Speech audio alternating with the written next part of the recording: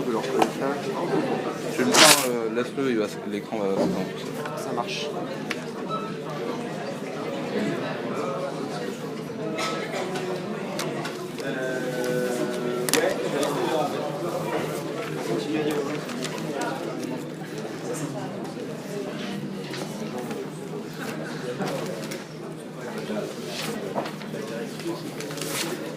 Tu viens en voisin?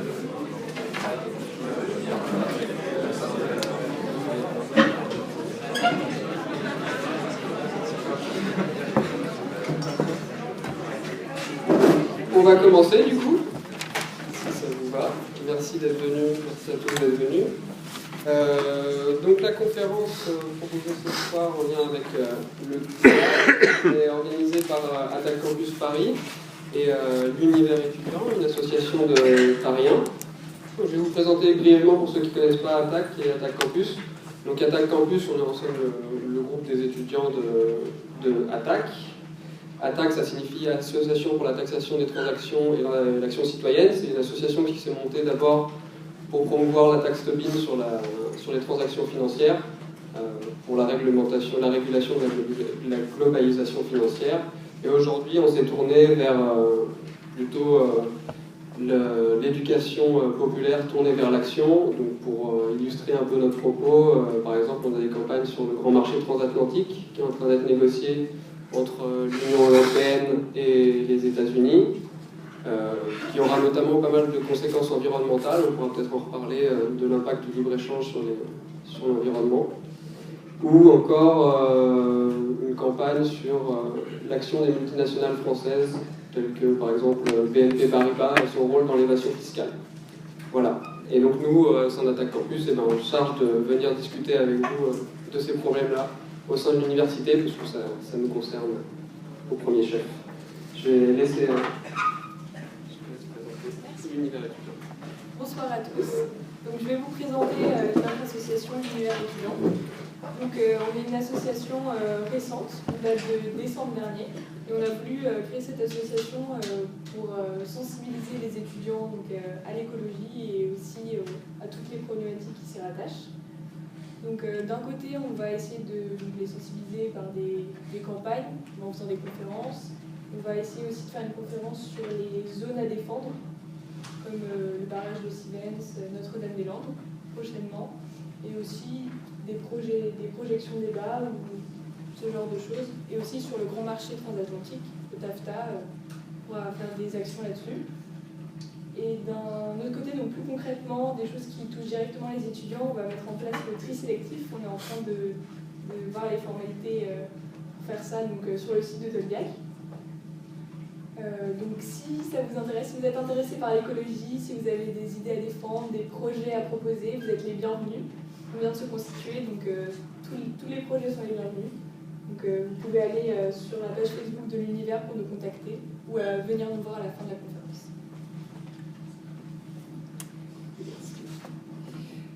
Donc, pour revenir plus précisément au thème de ce soir, en fait, on organise notamment cette conférence en lien avec la COP21 qui se tiendra en décembre 2015 à Paris. Donc, ce sera la conférence pour le lieu des négociations, de la finalisation des négociations climatiques, conférence qui a lieu chaque année. Et donc, c'est un moment important pour nous, pour débattre des enjeux du réchauffement climatique et à la fois pour prendre conscience des enjeux globaux et aussi pour discuter des alternatives qui peuvent offrir des modèles alternatifs. Et donc pour introduire à ce débat, on a proposé à Hervé Kempf, de Reporter, et à Emmanuel Soulias d'intervenir dans ce débat. Alors Hervé Kempf est journaliste, fondateur du site d'écologie Reporter, et aussi auteur de différents ouvrages sur les questions écologiques, en lien notamment avec les problèmes économiques. Et le dernier ouvrage, si je ne me trompe pas, est une synthèse enquête sur les événements de Notre-Dame-des-Landes. Et Emmanuel Soulias est directeur d'Enercoop, une coopérative d'énergie renouvelable qui fêtera ses 10 ans en septembre 2015. Et donc là, il s'agira plutôt d'aborder la question de la transition énergétique et des problématiques économiques et sociales qu'elle pose aussi. Voilà. Je laisse Hervé Kempf commencer peut-être pour introduire le débat aux enjeux globaux. Bonsoir. Et ça me fait d'autant plus plaisir d'être ici qu'en fait c'était ma première fac.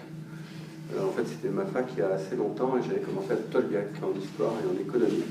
Donc c'est un peu retour, c'est très très longtemps que j'étais pas venu. Donc voilà, ça m'amuse d'être là. Alors ils ont repeint quand même depuis, hein. C'est beau, c'est propre.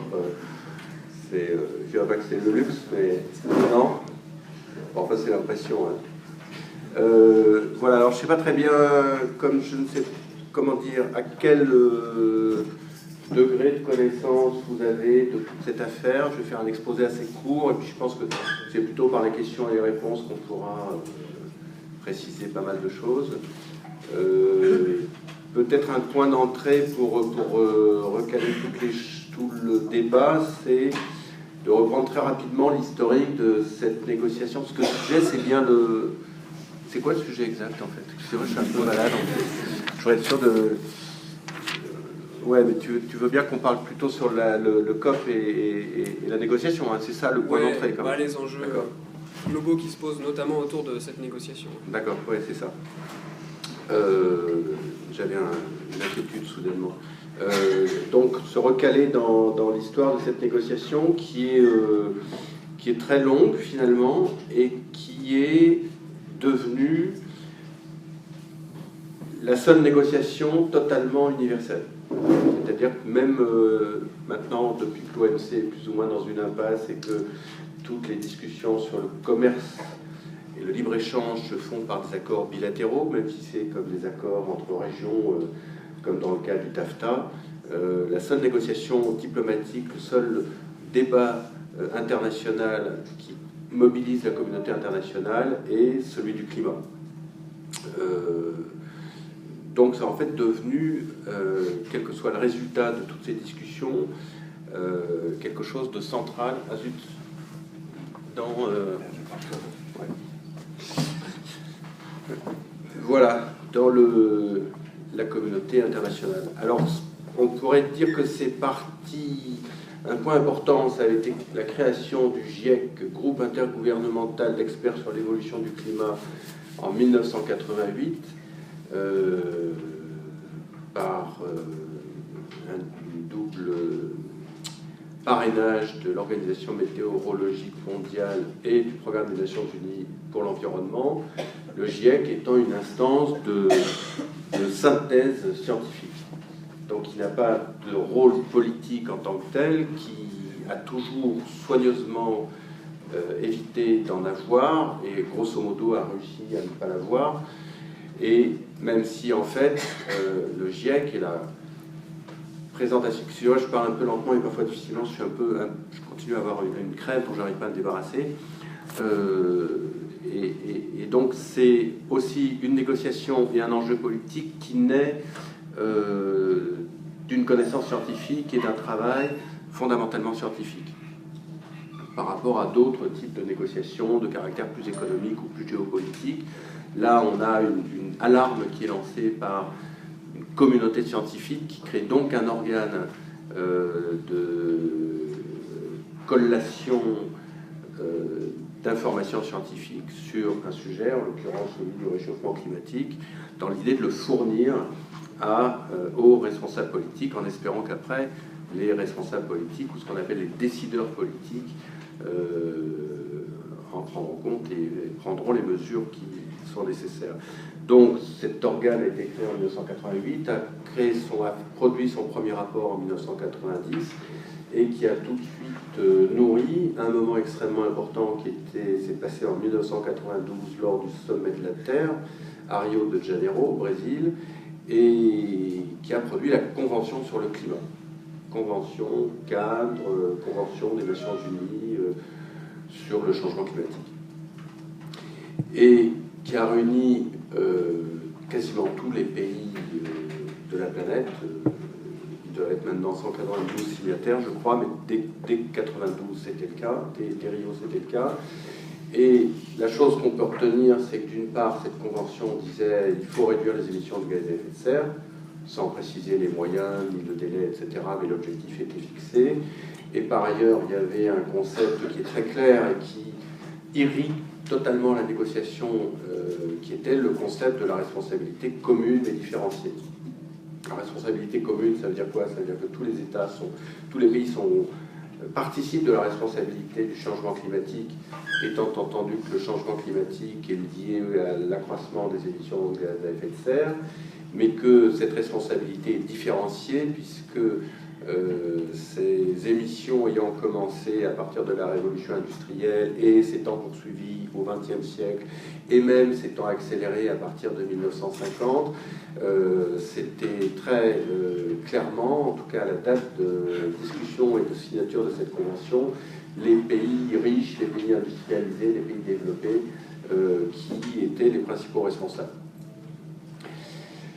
Après quelques péripéties, cette convention a abouti en 1997 à la signature du protocole de Kyoto, qui était un traité très important parce que, du point de vue des environnementalistes, des économistes en général, c'est un traité qui spécifiait, qui était en fait un traité avec des conséquences économiques extrêmement importantes, puisqu'il prévoyait qu'un certain nombre de pays, en l'occurrence les pays développés, réunis au sein de l'annexe 1 de la Convention, réduiraient leurs émissions de gaz à effet de serre dans un certain délai.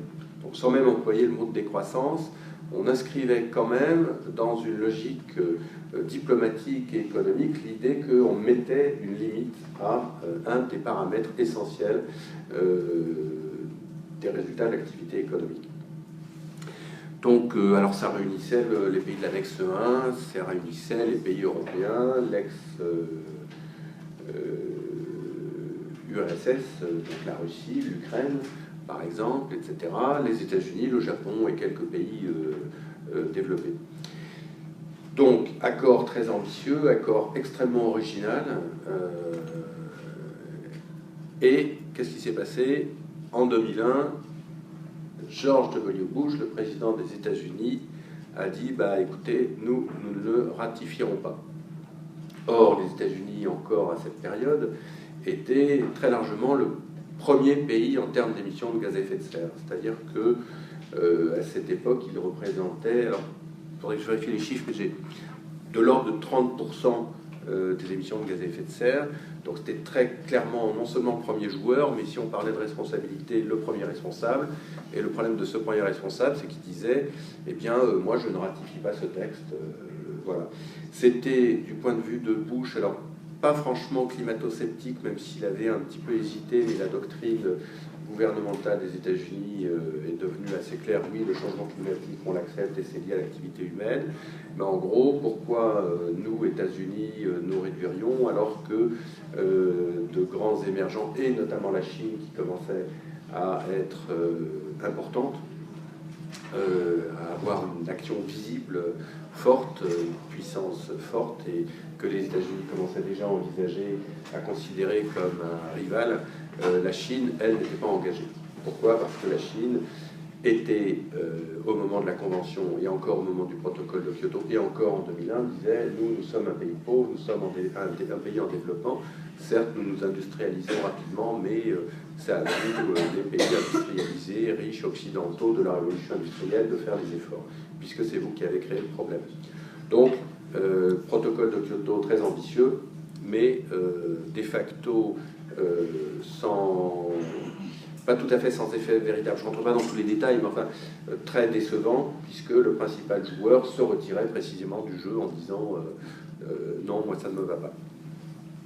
Donc on a ça a un peu tourné autour du pot pendant toutes les années 2000, jusqu'à arriver à la fin des années 2000, dans la perspective de la conférence de Copenhague, en 2009, qui a donc parti avec des espoirs très grands, à la fois parce que la connaissance sur le changement climatique s'était encore approfondie, accrue, il y avait eu plusieurs rapports du GIEC qui allaient toujours dans le même sens en aggravant les choses, il y avait aussi, si vous en souvenez peut-être, Al Gore qui faisait des tournées de conférences à travers le monde avec énormément de force de conviction. On accordait le prix Nobel de la paix au GIEC, à Al Gore. Obama venait d'arriver en 2008, et Obama, après l'ère Bush, était perçu comme véritablement le sauveur. On a du mal à imaginer l'engouement.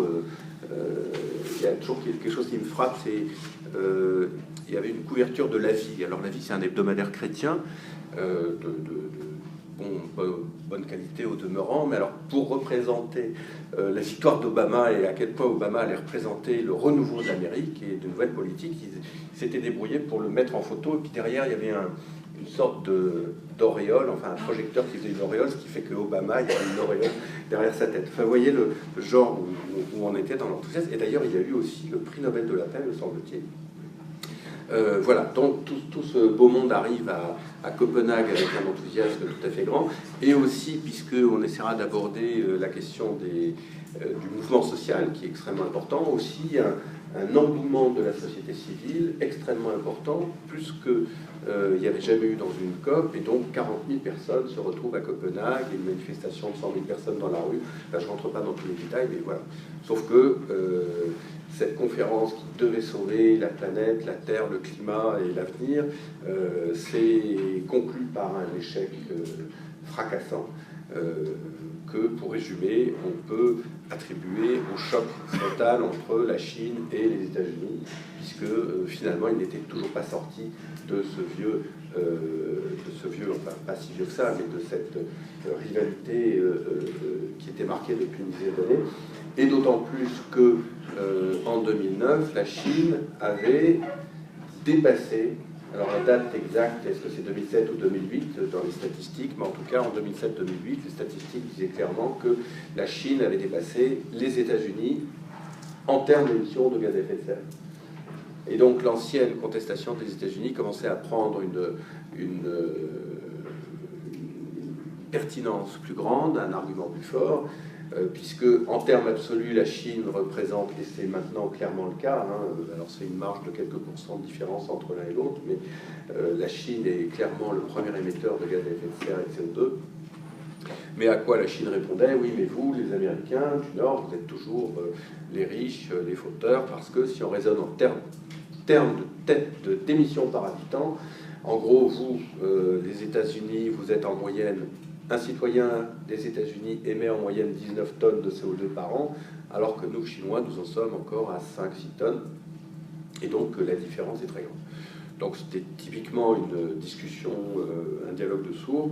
Donc échec de cette conférence qui devait sauver la planète, l'avenir et le climat, avec quand même, dans une déclaration de Copenhague, un texte un peu bancal qui est sorti de cette conférence, quelque chose de très important, c'est l'inscription de l'objectif de 2 degrés de réchauffement. Enfin, pas l'objectif de 2 degrés de réchauffement, je présente mal les choses, mais l'idée qu'il ne fallait en aucun cas dépasser 2 degrés de centigrade de réchauffement par rapport à l'ère pré-industrielle, ce qui est déjà un réchauffement important. À l'heure actuelle, on est à peu près à 0,8-0,9 degrés plus élevé que l'époque pré-industrielle. Donc les climatologues nous disent que déjà aller jusqu'à 2 degrés, ça va avoir des conséquences assez importantes. Mais aller au-delà de 2 degrés, on rentrerait dans une situation totalement irréversible où les désordres importants du système climatique ne seraient absolument plus réparables. Il ne serait plus possible du tout de trouver un équilibre antérieur si on dépassait cette sorte de limite. Donc cette limite est inscrite dans maintenant la Vulgate des Nations Unies et de la discussion là-dessus.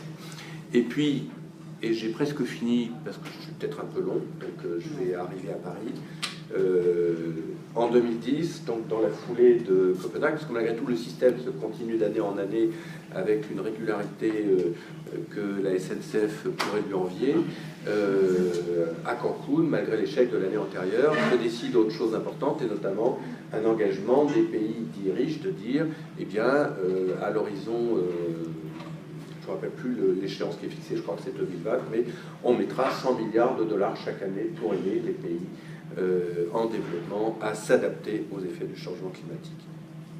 Donc voilà, et puis après, pendant 2-3 ans, on a pataugé glorieusement, jusque ça commence à rebouger nettement l'année dernière, pour différentes raisons dans lesquelles je ne rentrerai pas pour ne pas parler trop longtemps, mais avec un élément important qui est, à mon sens,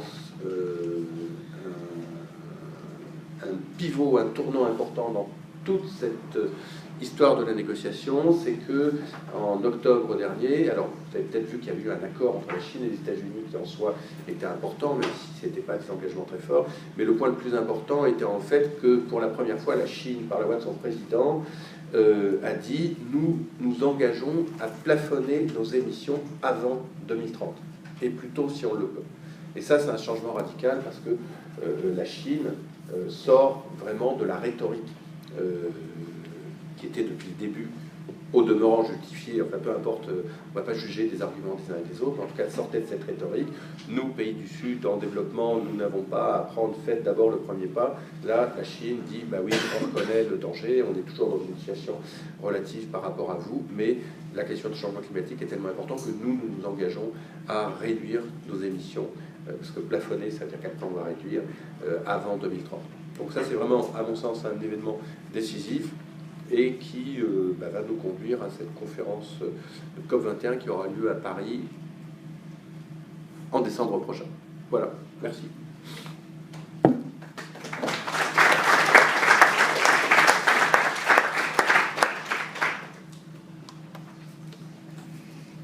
Je prends la suite. Ouais. Ok. Merci pour cette introduction et ces éclairages. Alors moi, je vais vous parler d'Enercop, qui est une initiative citoyenne, coopérative et économique à la fois. Et puis après, je pense qu'on va faire des liens avec la COP21 et les enjeux climatiques de manière générale, au travers de gestes et d'actions concrètes que chacun peut faire en la matière. Donc d'abord, je vous remercie de cette invitation. Moi, je suis très content de pouvoir échanger avec vous sur ce sujet aujourd'hui. Donc effectivement, 2015, c'est l'année de la COP 21, qui est un agenda institutionnel international, mais c'est aussi en France l'année, on l'espère, de l'adoption de la loi sur la transition énergétique. Et si vous suivez un peu l'actualité, vous savez que cette loi, elle est actuellement en discussion au Sénat et que elle est gentiment détricotée sur certains de ces aspects. Donc il y a un enjeu aussi en 2015 en France, qui est de savoir si la France va pouvoir raisonnablement adopter des ambitions fortes en matière de transition énergétique. Et qu'est-ce que ça veut dire la transition énergétique? Et d'ailleurs, c'est les éléments qu'on retrouve dans le projet de loi. C'est d'abord d'avoir un mix énergétique un peu différent de celui qu'on a aujourd'hui. Vous savez qu'aujourd'hui, la part du nucléaire dans l'électricité en France est prépondérante. C'est lié à un effort que la France a fait, industriel, économique, il y a plusieurs années de ça. Une filière nucléaire en France très importante et une filière aussi qui a vocation à être exportée avec les difficultés qu'on connaît.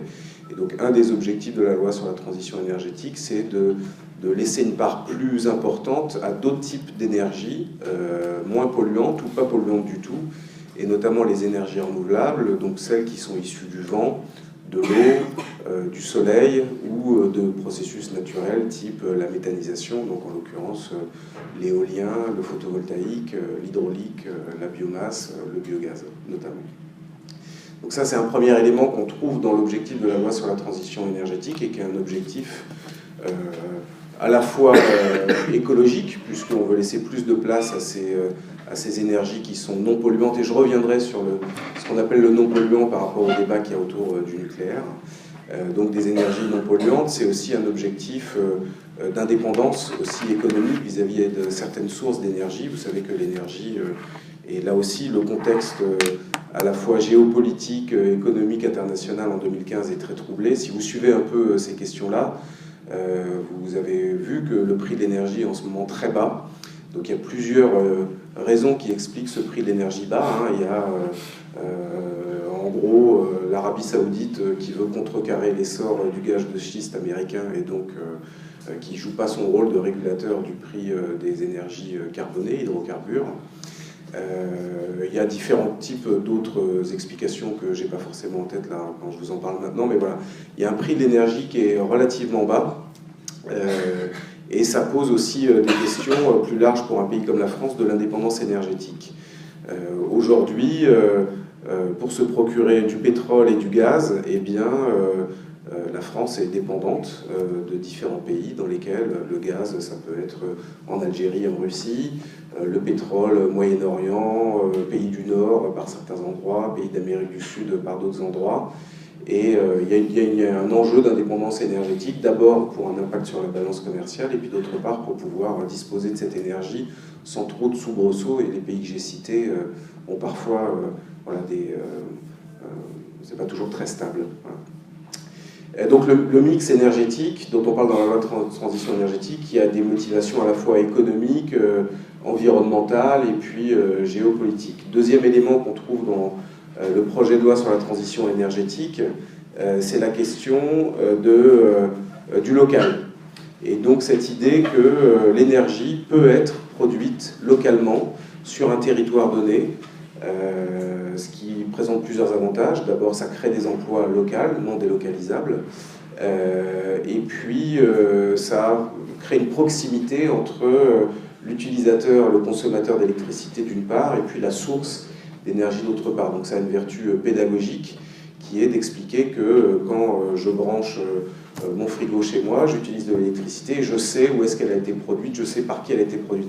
C'est pas si simple que ça parce qu'on passe par un réseau de distribution, mais en gros on peut faire des équivalences et dire que si je consomme tant de kilowattheures, je sais que ça correspond à la production d'un barrage ou d'une centrale photovoltaïque à tel et tel endroit.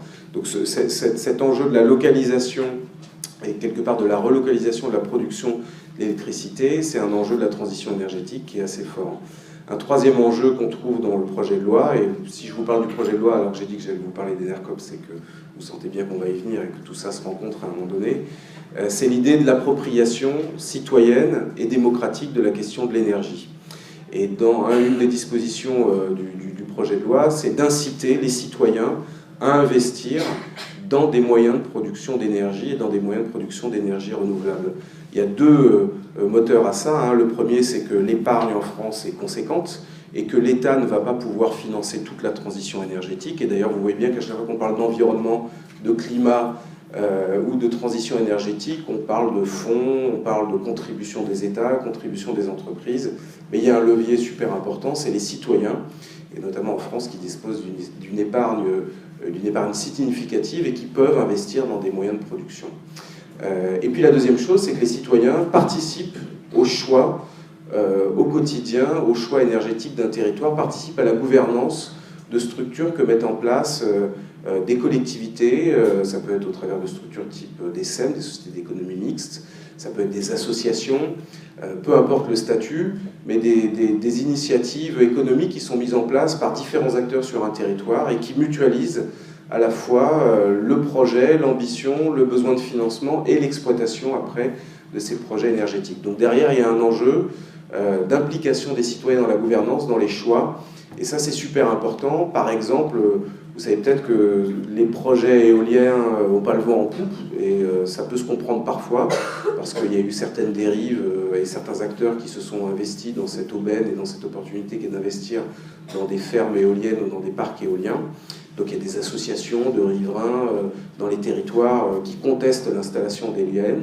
Ce qu'on constate, c'est que si dès l'amont du projet, les citoyens du territoire sont impliqués dans la réflexion, dans le modèle économique, dans la manière dont va fonctionner le projet, dans leur capacité de s'impliquer dès le début, en mettant 50 €, 100 € ou plus, et puis en participant à des débats publics, et ensuite en participant au choix, il y a beaucoup moins de freins à l'essor de projets éoliens. Et on voit fleurir aujourd'hui en France beaucoup de projets citoyens d'énergie renouvelable dans des écoles, dans des territoires, dans des communes, et qui ne sont pas du tout freinés ou stoppés par des citoyens, parce qu'ils se sentent impliqués. Et en gros, pour reprendre l'exemple de l'éolien, parce qu'on ne vient pas leur voler leur vent, en gros, c'est un peu ça l'idée. J'ai du vent, moi, dans ma région, et ce n'est pas un acteur financier que je connais ni d'Ève ni d'Adam qui va venir installer l'éolienne et se faire du pognon en faisant tourner l'éolienne. Voilà. Donc si j'ai parlé de ces trois sujets, la part des énergies renouvelables dans le mix énergétique en France et le développement des énergies renouvelables, l'implication citoyenne dans les projets d'énergie renouvelable, et puis la dimension locale, c'est que c'est des éléments qu'on trouve concrètement dans le projet Enercop depuis sa création. Et je vais en rajouter d'autres. Donc Enercop, comme l'a dit Quentin, a été créé il y a 10 ans de ça. À l'origine de la création d'Enercop, il y a plusieurs acteurs associatifs, militants, qui peuvent être des militants environnementaux, des militants pour la sortie du nucléaire, qui peuvent être des structures de l'économie sociale et solidaire, qui se sont regroupés, qui ont dit cette question de l'énergie, on va essayer de faire en sorte qu'elle puisse répondre aux enjeux que j'ai cités et qu'on puisse proposer une énergie en France qui soit 100% renouvelable, qui soit citoyenne et démocratique, dans laquelle les gens s'impliquent et qui contribue à l'essor des énergies renouvelables. Quand Enercop s'est créé, c'est au moment où le choix avait déjà été fait en France de mettre en question et de remettre en question le monopole public d'EDF sur l'énergie. Et donc, il y avait une déréglementation. Et donc, Enercop s'est créé au moment où le marché s'est ouvert. Alors, on peut regretter à un moment donné que ce marché se soit ouvert.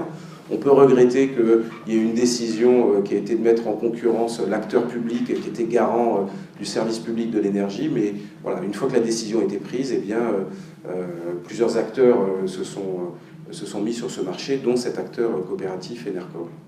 Alors, Enercop a choisi de se créer sous un statut particulier qui est une SIC, c'est une société coopérative d'intérêt collectif, SCIC, c'est un nom barbare.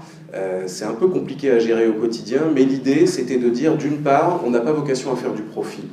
Donc c'est une entreprise à but non lucratif. Donc tout le profit qu'on ait fait, eh bien, on le réinvestit dans des réserves partageables. Donc la SIC est la propriété de tous et chacun, ou on le réinvestit dans l'investissement dans les moyens de production d'énergie renouvelable.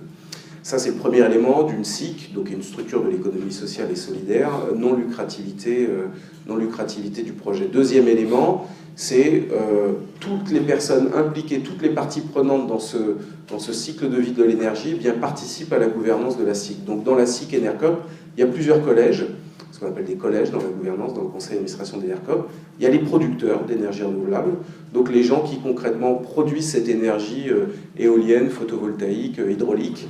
Eh bien, ils participent à la gouvernance d'Enercop, ils élisent des représentants à l'Assemblée Générale d'Enercop chaque année qui siègent au conseil d'administration et qui prennent des décisions pour Enercop.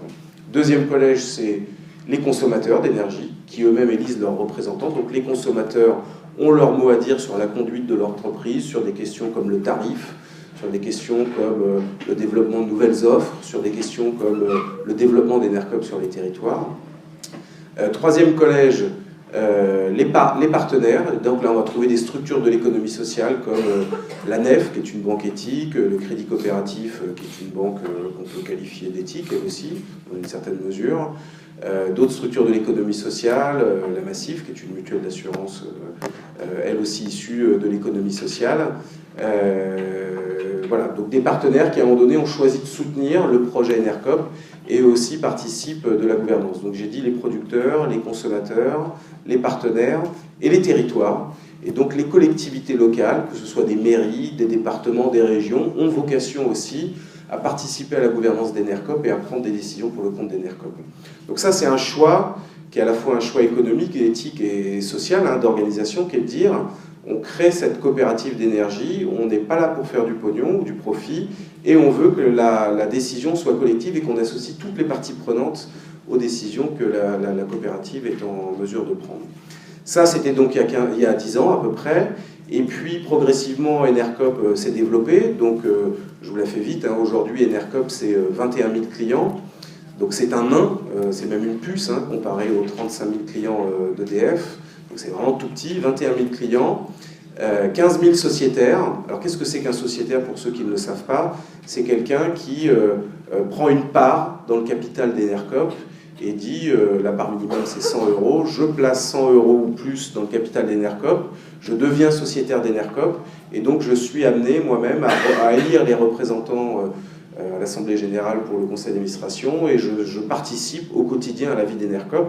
D'ailleurs, beaucoup de nos sociétaires, de manière totalement bénévole, promeuvent le projet Enercop, tiennent des stands à différents endroits quand on organise des manifestations. Donc c'est un élément important du projet d'Enercop de pouvoir compter sur ces sociétaires qui défendent le projet, qui vont en parler. Et aujourd'hui, par exemple, ça aurait pu être un sociétaire d'Enercop qui aurait pu venir vous parler d'Enercop. Donc 21 000 clients, 15 000 sociétaires, et on a fait le choix, là aussi compliqué, de dire on va pas avoir une coopérative nationale qui s'appelle Enercop, mais on va créer des coopératives locales. Et donc progressivement, on a essaimé le projet Enercop sur les territoires. Aujourd'hui, il y a 10 coopératives dans le réseau Enercop, donc celle dont je suis le dirigeant qui est Enercop National, et puis il y en a 9 autres, donc Enercop Nord-Pas-de-Calais-Picardie, Enercop Midi-Pyrénées, Enercop PACA, Enercop Rhône-Alpes, Enercop Languedoc-Roussillon, je ne vais pas toutes les citer, Normandie, qui chacune fonctionne comme Enercop national, c'est-à-dire un conseil d'administration, des collèges, des représentants et de l'investissement concret dans des moyens de production locaux. Et c'est le dernier point que je voulais dire autour d'Enercop, c'est qu'aujourd'hui, Enercop investit dans des moyens de production de deux manières. D'abord, en passant des contrats qu'on espère les plus équitables possibles avec les producteurs d'énergie. Donc on garantit à ces petits producteurs une source de revenus garantie sur quelques années et un tarif un tout petit peu plus élevé que ce que peut proposer d'autres acteurs de l'énergie. Donc très clairement, on alourdit nos coûts. Du coup, notre tarif d'énergie est un tout petit peu plus cher que nos concurrents aujourd'hui, mais c'est un différentiel qui baisse, qui baisse, qui baisse. Et si vous avez lu Le Monde aujourd'hui, vous voyez que le nouveau PDG d'EDF réclame à corps et à cri l'augmentation des tarifs EDF. Donc de toute façon, ce différentiel diminue depuis plusieurs années. Là, je me suis perdu, là, je ne sais plus de quoi je parlais, du différentiel de prix. Des investissements dans les moyens de production. Donc on a deux moyens de soutenir les moyens de production. C'est en proposant un tarif équitable, où on garantit un prix qui donne une visibilité au producteur qui lui permet d'investir, de renouveler ses moyens de production, et puis une sécurité qui est je ne suis pas soumis à une règle de marché, et tous les ans je dois trouver un nouvel acheteur qui va bien évidemment me faire baisser le prix. Et le deuxième moyen, c'est d'investir concrètement aux côtés de projets existants ou de nouveaux projets. Et ça, on le fait soit directement, nous, Enercop, soit au travers d'une filiale qu'on a créée avec plein d'acteurs associatifs, de territoire, et avec, toujours pareil, cette banque éthique qui s'appelle la NEF. Cette structure qu'on a créée, elle s'appelle Énergie Partagée. Alors, comme on aime bien la complexité, on a créé une association qui s'appelle Énergie Partagée Association. On a créé une société en commodité par action qui s'appelle EPC, Énergie Partagée en Commodité. Et puis on a créé un fonds qui s'appelle Énergie Partagée Investissement EPI. Donc ça, je ne vous le décris pas et je ne vous montre même pas le schéma parce que quand on se le montre entre nous, parfois on se dit mais qu'est-ce qu'on a fait? Mais l'idée, c'est de dire on crée ce fonds d'investissement et c'est un fonds d'investissement citoyen.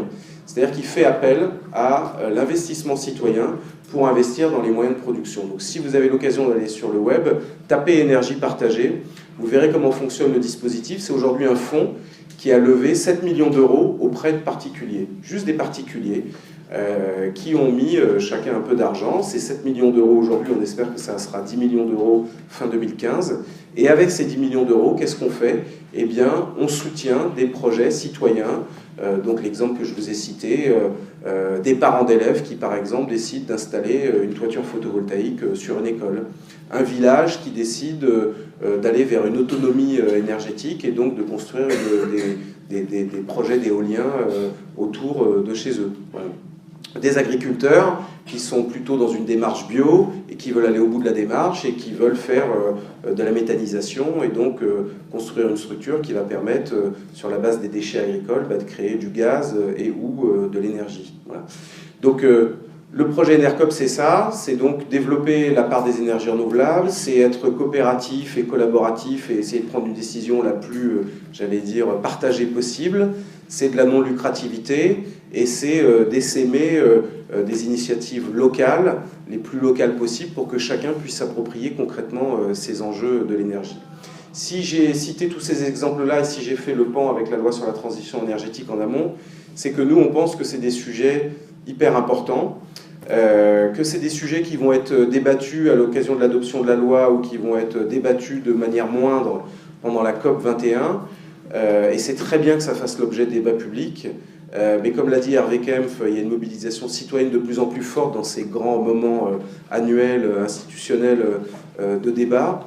Et on pense que ce mouvement citoyen, on a tout intérêt à y participer de manière concrète en faisant des choix concrets. Donc nous, l'alternative qu'on propose aujourd'hui, c'est de dire la transition énergétique, on peut la faire aujourd'hui. Vous pouvez, vous citoyens, choisir comme fournisseur d'électricité Enercop. C'est très facile, vous allez sur le site et puis vous pouvez changer de fournisseur, c'est pas du tout compliqué. C'est d'ailleurs réversible pour les gens qui auraient peur de quitter par exemple EDF, donc vous pouvez faire le choix d'Enercop, puis si ça ne vous plaît pas ou si vous avez peur de quitter le gros machin, ben vous pouvez revenir vers EDF, c'est tout à fait possible. Et c'est une manière concrète de s'investir dans la transition énergétique et de dire, je peux faire plein de choses en fait, je peux faire des éco-gestes au quotidien, vous parliez de recyclage tout à l'heure, je peux choisir mes moyens de mobilité, je peux choisir tout un tas de choses au quotidien qui font que je peux être un éco-acteur au quotidien et un acteur de la transition et de la lutte contre le changement climatique. Mais une chose simple aussi, c'est de se dire, je choisis de consommer une énergie dont je sais qu'elle est 100% d'origine renouvelable, dont je sais qu'elle a été produite par des petits producteurs que je connais, parce que si je veux les connaître, je peux les connaître, et qui est opérée par une structure qui n'est pas là pour se faire du fric, mais dans la gouvernance de laquelle je peux intervenir. Alors je suis peut-être un peu long, mais je voudrais juste finir, et puis du coup ça ouvre peut-être le débat sur la question du nucléaire. J'ai dit que nous, on a été créés par plusieurs acteurs, dont certains sont farouchement anti-nucléaires. Donc on a des réseaux type Sortir du nucléaire, Greenpeace et d'autres qui, eux, ne plaident pas pour un mix énergétique, mais carrément pour une sortie du nucléaire full stop. Et ce qu'on entend, et ce que vous allez entendre aussi à l'occasion de la COP21, c'est que d'une part, c'est pas facile de sortir du nucléaire, parce que voilà, c'est quoi l'alternative? Vous allez entendre dire, vous voulez qu'on retourne à la bougie, ça c'est des éléments que vous avez sûrement entendus. Puis vous allez entendre dire que le nucléaire, c'est très bien parce que ça contribue à la lutte contre le réchauffement climatique puisque ça n'émet pas de CO2. C'est une énergie propre. On voit même dans certains éléments de discours que c'est une énergie verte. Voilà. Donc en tout cas, c'est une énergie propre. C'est une énergie qui ne contribue pas au réchauffement climatique ou au dérèglement climatique. C'est une énergie verte. Et nous, ce qu'on dit, mais on est plusieurs autres à le dire, mais en tout cas, c'est des éléments de débat, c'est que certes, c'est pas facile de sortir du tout nucléaire. Ça demande de la transition, ça demande de l'organisation, ça demande évidemment un rétro-planning, et puis ça demande un effort significatif mis sur les autres types d'énergie. Mais aussi, ce qu'on dit, c'est qu'il ne faut pas raisonner uniquement par rapport au prisme du changement climatique. Il y a plusieurs autres éléments à prendre en compte, et certes, à la sortie des usines, des énormes cheminées de centrales nucléaires, vous avez de la vapeur d'eau, qui est en soi d'ailleurs un gaz à effet de serre, donc quand même malgré tout, c'en est. Vous avez de la vapeur d'eau, vous n'avez pas de CO2, vous n'avez pas de dioxyde de carbone, mais en amont, vous avez de quoi faire fonctionner ces centrales nucléaires, donc du plutonium, de l'uranium par exemple, et en aval, vous avez des déchets dont on ne sait pas très bien comment les gérer, dont on n'a pas tout à fait pris la mesure de ce que ça va coûter à la collectivité, de déconstruire ces centrales nucléaires quand elles seront en fin de vie et de gérer ces déchets nucléaires qui ont une durée de vie, vous savez, qui se compte en plusieurs dizaines de milliers d'années. On ne sait pas s'il faut les enfouir, s'il faut les mettre dans la mer, s'il faut faire quoi que ce soit. On n'a pas encore trouvé la solution. Donc on fait courir un risque quand même aux générations futures de manière générale. Donc, et puis, dernier point sur le nucléaire, Fukushima, vous avez vu que le risque existe, on n'est pas dans le risque zéro, donc la France est très fière d'avoir une filière nucléaire très pro, très experte, et qu'on souhaite tous d'ailleurs qu'il n'y ait aucun incident nucléaire, mais ça peut exister, donc ce n'est pas une énergie totalement propre, totalement anodine et totalement inoffensive. Voilà. Donc c'est juste un élément peut-être pour ouvrir le débat, et en tout cas à prendre en compte par rapport à ces débats qui vont rythmer l'espace public entre maintenant et la COP21 en fin d'année, c'est que ces choix environnementaux d'abord sont jamais simples, hein, c'est toujours des choix qui sont à la fois environnementaux, économiques, sociétaux, d'une part, et que d'autre part, on ne peut pas ranger le nucléaire dans la catégorie des énergies propres, c'est pas tout à fait le cas. Voilà.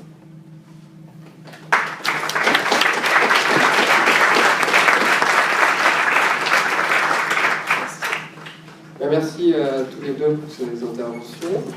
Et puis, on va passer du coup, je laisse poser des questions à nos intervenants pour ouvrir le débat et mettre vos remarques. Voilà. Je pense qu'on peut le faire voilà, sans le micro, vous pouvez poser vos questions. On va prendre on prend une série de questions, et puis 3-4, et puis vous répondez après, ça vous va? Ouais. Oui, vas-y. On parlait au début de l'accord avec les États-Unis qui est en train de se mettre en place. Et quels sont les enjeux environnementaux justement autour de cet accord? Est-ce que, au niveau des énergies, des échanges d'énergie, est-ce qu'avec le gaz de schiste qui est en train d'être produit aux États-Unis, est-ce qu'il y a des contraintes particulières qui sont fixées du côté européen ou pas du tout?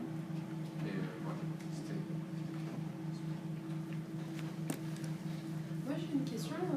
Qu'est-ce que vous répondez à une ARCOP, les gens qui vous disent que pour produire les panneaux photovoltaïques, pour produire les éoliennes, il faut énormément polluer aussi et que ces panneaux photovoltaïques sont extrêmement durs à recycler et que du coup, dans une grande mesure, c'est un peu la même question qu'avec les déchets nucléaires, qu'en soi, il y a des déchets qui sont très durs à recycler après. D'autres questions? Moi, juste très simplement, est-ce que vous pensez vraiment que la COP21 va amorcer quelque chose, changer quelque chose simplement? Une petite dernière, peut-être, si quelqu'un... Ouais, vas-y. Simple, pour EnerCop, comment est-ce que vous articulez votre politique de tarification aux consommateurs avec les tarifs de rachat réglementés d'EDF? Voilà, on peut commencer. Il y a deux questions, en gros, deux. Ouais. Je commence par le... Alors, l'accord, en fait, je pense que vous pensez à l'accord TAFTA, le projet d'accord TAFTA négocié entre les États-Unis et l'Europe. En fait, on pourrait dire entre le gouvernement des États-Unis et la Commission européenne et un certain nombre de gouvernements, ce qui n'est pas tout à fait pareil. C'est-à-dire que, je fais une parenthèse, mais on lit toujours l'Europe en disant c'est la Commission européenne, c'est pas l'Europe, quelque part c'est autre chose. Voilà. En gros, les enjeux environnementaux, donc, si on est à attaque ici, je pense que vous le savez, dans les grandes lignes, l'accord de libre-échange maintenant, comme les tarifs douaniers sont relativement faibles, c'est pas là-dessus que se joue l'essentiel. L'essentiel se joue sur la standardisation des normes de toute nature, et notamment des normes environnementales, avec aussi des aspects qu'on pourrait appeler de gouvernance ou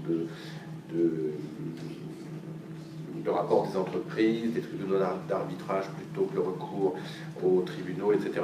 Rapidement, en ce qui concerne les enjeux environnementaux,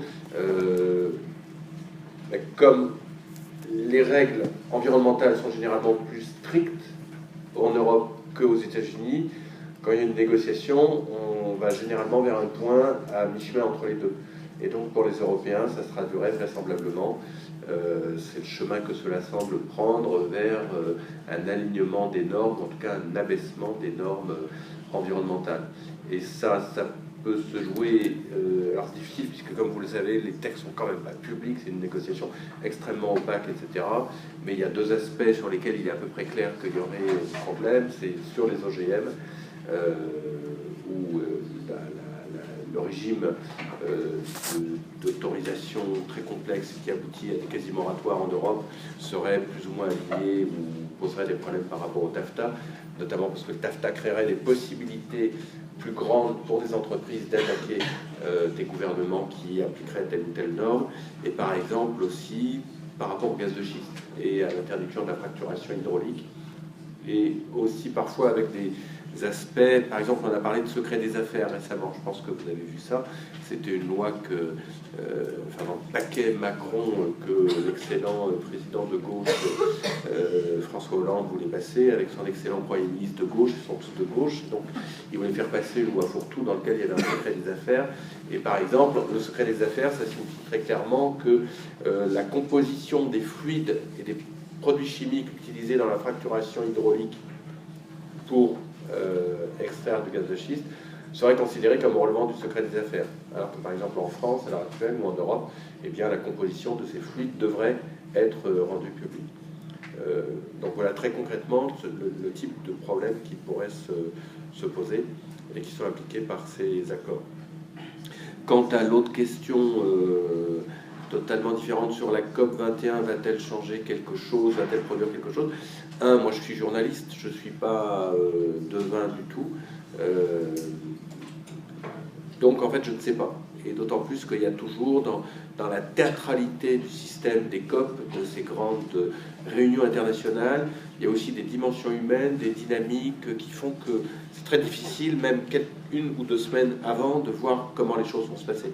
Par exemple, on va prendre la conférence de Copenhague, où il y avait eu toute l'année une dynamique extrêmement forte, un travail diplomatique qui n'était pas nul, etc.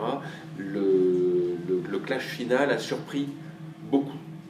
parce qu'il était totalement inattendu. Alors quand on refait l'histoire a posteriori, on se dit oui, mais tel texte et tel jeu de tel président, de tel machin a fait que l'histoire logique se refait, mais c'est toujours très inattendu. Là, ce qu'on peut dire, il y a quand même plusieurs aspects forts. D'une part, la position de la Chine a fortement changé. D'autre part, les États-Unis ont évolué. Alors, la position des États-Unis est très bizarre.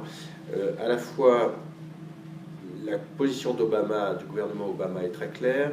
Il est par ailleurs appuyé sur une large partie de l'industrie, notamment des énergies nouvelles, qui maintenant pèsent beaucoup et donc qui pousse à traiter sur le changement climatique. Mais l'opinion, enfin, c'est toujours difficile de parler d'opinion dans la mesure où elle est tellement déterminée par des médias qui sont massivement propriété des puissances, des personnes, des capitalistes. Alors j'appelle capitalistes des gens qui ont du capital, tout simplement, que voilà, c'est compliqué à parler de l'opinion des États-Unis. En tout cas, l'opinion des grands médias est très largement climato-sceptique et le Parti républicain est très climato-sceptique. Donc, la marge de manœuvre des États-Unis est en fait relativement faible. Mais par ailleurs, il y a une dynamique assez forte. La Chine a bougé. Il y a une énorme attente parce que beaucoup de pays en développement ont aussi bougé. Et par ailleurs, on ne veut pas faire le traité. Copenhague était un peu parti avec l'idée qu'on ferait un protocole de Kyoto bis avec des contraintes, des engagements gravés dans le marbre, etc. Là, il y a beaucoup plus de pragmatisme, donc on n'est pas dans cette logique. Les gens, la communauté, les pays veulent éviter l'échec de Copenhague. Donc on s'achemine vers quelque chose qui pourrait être très positif, mais avec des points de blocage qui tiennent toujours à la position des États-Unis. La Chine aussi n'est pas non plus, n'est pas devenue le chevalier vert qui, sous le président, n'a pas encore pris des parts dans Enercop, par exemple. Et enfin, c'est idiot ce que je dis parce qu'il développe quand même beaucoup les énergies renouvelables en Chine, en fait. Voilà. Et puis il y a toujours la question financière qui est toujours là et qui semble être un point de blocage. Enfin, c'est là aussi un classique de la négociation, et dans la mesure où on annonce 100 milliards sans être capable d'avancer vraiment là-dessus, il y a là un point de rupture possible important. Et donc je ne sais pas ce qui va se passer, je pense qu'il va se passer beaucoup de choses. Voilà, c'est tout. Ouais. Si je peux me permettre, est-ce qu'un de ces points de blocage, ce ne serait pas la base même de ce système qui est interétatique, et alors qu'il faudrait promouvoir une coopération? Alors est-ce que cette coopération est possible si tous ces États n'arrivent pas à accorder leur agenda politique avec, c'est-à-dire leur court terme sur une action qui demanderait un investissement sur le long terme? Est-ce que le problème n'est pas la base même du truc, et est-ce que ça n'empêche pas justement tout avancement? Alors, mais là, je risque d'être long parce qu'on rentre dans le... Mais en gros, vous avez un peu de raison en disant que... Enfin, je le présente d'une autre manière que vous. D'une part, tout est présenté comme les États. On dit la Chine, les États-Unis, la Bolivie, la France, comme si les États étaient des sortes de boîtes noires et c'était des acteurs qui se présentaient les uns avec les autres. En fait, on peut avoir, mais c'est une analyse qui ne peut pas rentrer vraiment dans le champ de la négociation internationale et de la diplomatie, on peut avoir une autre approche qui a d'ailleurs été menée par pas mal de mouvements de justice climatique, des chercheurs, des universitaires, etc., qui consiste à poser la question des responsables des émissions en termes de revenus. Et donc de considérer que en moyenne, il y a une corrélation très forte entre les niveaux de revenus d'un individu et son niveau d'émission, et que donc vous prenez, par exemple, vous découpez la population, ceux qui gagnent plus de, pas de chiffre en tête, mais les 10% les plus riches, etc., et les 10% les plus pauvres, et on voit que les 10% les plus riches émettent beaucoup plus que les 10% les plus pauvres, et que tous ceux qui sont en dessous. Et on peut faire cette stratification, cette analyse au niveau mondial. Et c'est un travail qui a été fait, et on arrive à l'idée qu'il y a, plus les chiffres en tête, mais mettons 800 millions ou 700 millions de personnes qui ont des revenus relativement importants, enfin très importants à l'échelle de la moyenne mondiale, et qui émettent beaucoup plus. Et que donc, si on faisait porter l'effort sur cette part de la population qui a un fort revenu et qui émet beaucoup, on changerait totalement la donne. Et alors, si vous prenez ces gens qui ont des forts revenus, vous allez effectivement les trouver beaucoup dans les pays développés surtout, mais ce qui veut dire qu'au sein des pays développés, au sein des États-Unis, au sein de la France, au sein de l'Angleterre, etc., tout le monde n'a pas la même responsabilité dans les émissions, et que par ailleurs, vous allez trouver, parce qu'il y a des très fortes inégalités dans les pays émergents, vous allez aussi trouver des fractions non négligeables de personnes dans les pays émergents, la Chine, la Thaïlande, qui ont des émissions très importantes. Et donc on peut avoir cette lecture qui consiste à dire, mais on pourrait aborder la question non pas en termes de nation, en termes de pays, mais en termes de groupes sociaux. Et donc avoir une analyse sociale du climat et du changement climatique et de la solution à y apporter. En fait, il y a tout un travail qui était très fait là-dessus, qui est très bien documenté, mais le problème c'est qu'il ne se confronte absolument pas avec la façon dont la diplomatie est pensée. Donc ça, c'est un premier point de blocage. Donc je vais un peu dans votre sens. Un autre point qui est un petit peu différent, c'est qu'il peut y avoir une évolution à partir du moment où les dirigeants, les pays, les politiques économiques restent essentiellement gouvernés par un enjeu économique. Eux, leur problème, c'est le prix de l'énergie, c'est la croissance, et voilà, tout ce vieux. Ils ne veulent pas penser la nouvelle économie telle que les économistes atterrés commencent à le penser, telle que Attac a évolué depuis quelques années, a commencé à le penser, tel qu'un certain nombre d'économistes écologiques le formalisent. Mais donc, dans la mesure, et ça c'est un point important entre Copenhague et maintenant, et Emmanuel l'a très bien rappelé, le prix de l'énergie par les énergies renouvelables a très fortement décru depuis 5 ans même, hein, ça va très très vite, ce qui fait que l'équilibre par rapport au combustible, l'énergie des combustibles fossiles, l'énergie renouvelable, devient imaginable. Et donc, il y a des intérêts économiques puissants qui commencent à se faire dans ce sens-là. Par exemple, l'évolution de la Chine, l'évolution d'Obama, mais Obama était assez clair là-dessus, mais l'évolution de la Chine est très clairement marquée par le fait que dans le développement des énergies renouvelables, plutôt que du charbon, voire même du nucléaire, il y a un argument économique et de développement très fort. Et la position de l'européenne est très largement pilotée par l'idée que, et notamment c'est toute la pensée allemande et l'accord qui s'est fait en gros entre les Grünen en Allemagne depuis 30 ans et l'industrie allemande, c'est si on accepte cette donne écologique, qu'on s'y adapte et qu'on transforme notre appareil économique, on se donne les chances d'une nouvelle économie qui créera les emplois et qui sera adaptée au marché d'exportation, etc. Et donc cette dynamique-là, en fait, c'est celle qui porte vraiment la possibilité d'arriver à des accords. Et donc là, comme vous le disiez, d'harmoniser le court terme et le long terme. Mais ceci dit, il y a l'autre question derrière, mais qui nous renvoie à une discussion immense, mais vous devez être assez familier à Attac, c'est comment on s'imbrique à la question sociale. Parce que derrière la question des nouveaux secteurs d'économie, énergie renouvelable, ils ne sont pas tous coopératifs. Il y a aussi des dynamiques capitalistes très forts, etc. Voilà. Il y avait une question sur effectivement le coût environnemental lié aux équipements d'énergie renouvelable. Donc effectivement, il y a un coût environnemental, il y a une énergie grise pour comment dire, construire une éolienne, construire un barrage. Effectivement, il y a besoin de matières premières pour faire des panneaux photovoltaïques. En fait, rien n'est polluant en réalité. Et donc, dans tous les dispositifs, qu'il s'agisse de produire de l'énergie, qu'il s'agisse de se loger, qu'il s'agisse de se développer, voilà, on voit apparaître une efficacité globale de plus en plus grande, que ce soit une efficacité énergétique du logement, que ce soit des véhicules hybrides, voire avec zéro polluant, en tout cas affiché comme zéro polluant, et c'est la même chose sur les énergies.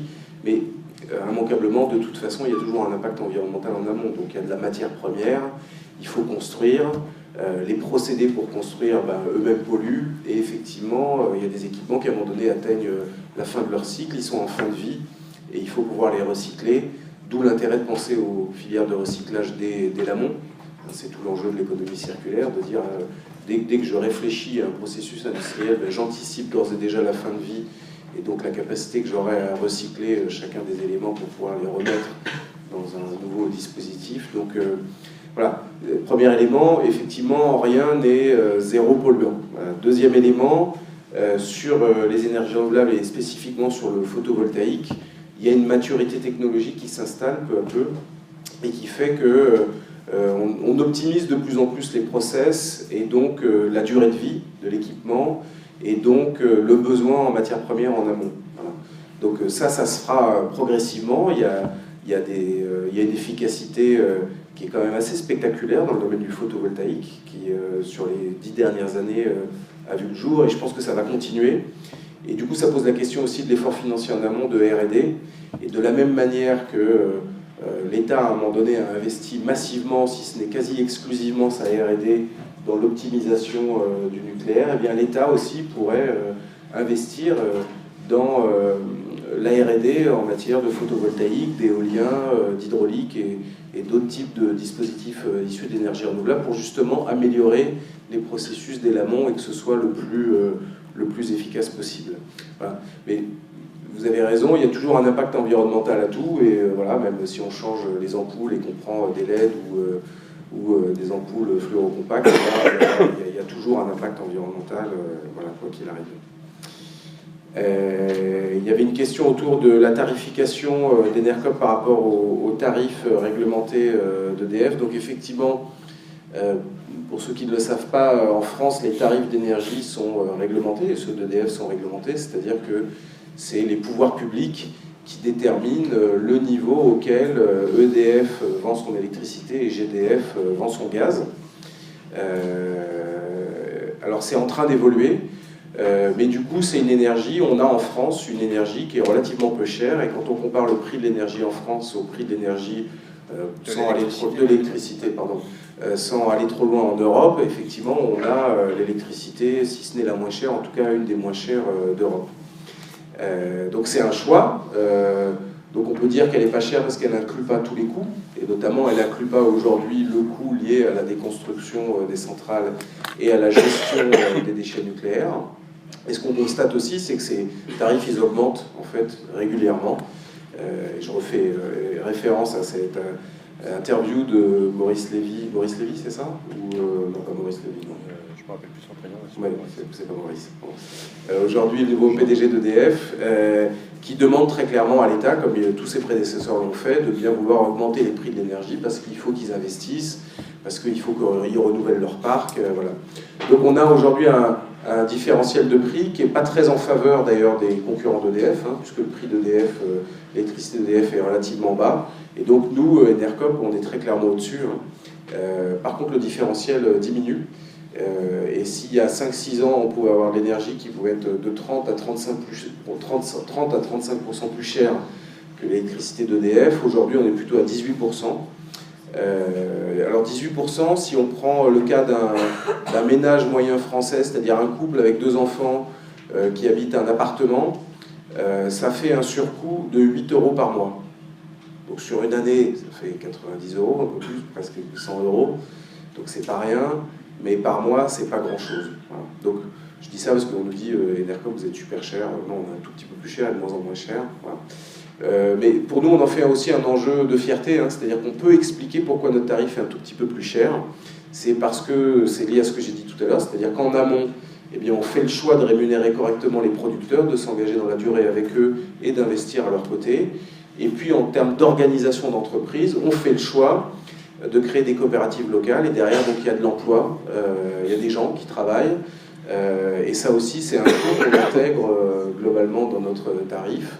On ne se contente pas juste d'acheter de l'énergie sur le marché de l'énergie, le marché de gros, de faire de la spéculation et de revendre le moins cher possible, et puis de limiter les collaborateurs à juste des centres d'appel qui vendent avec une qualité de service moindre.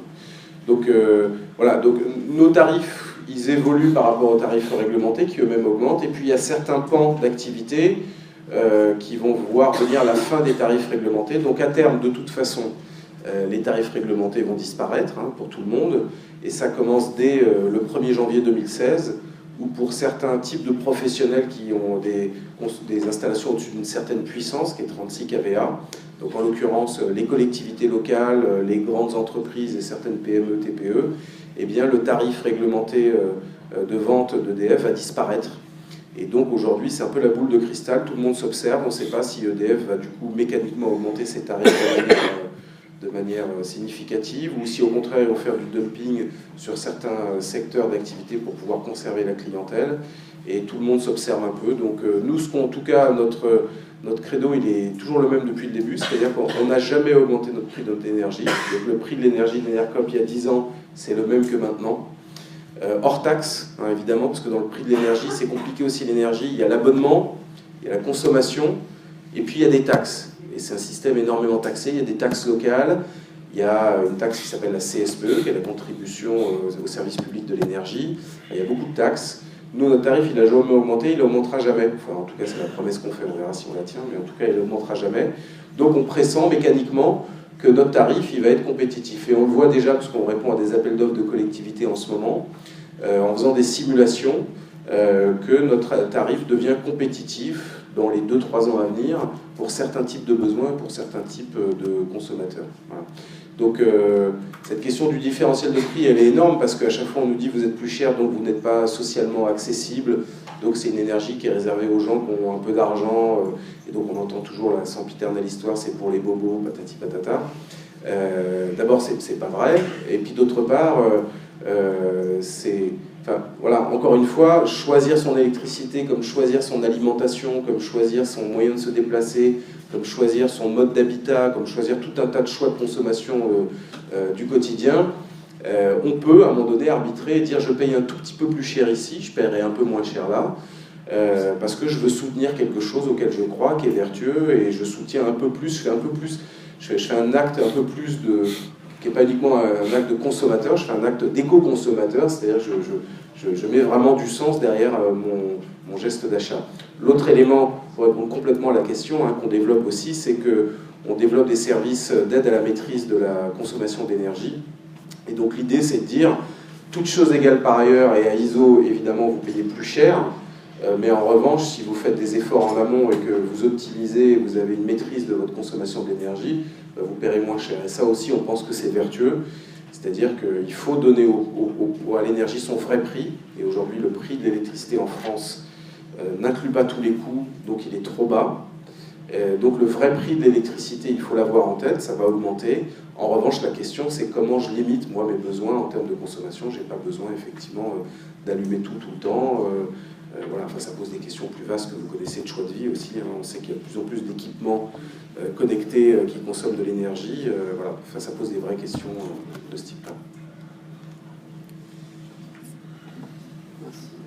On va faire une autre série de questions. Et il y a aussi une feuille qui circule si vous voulez avoir des...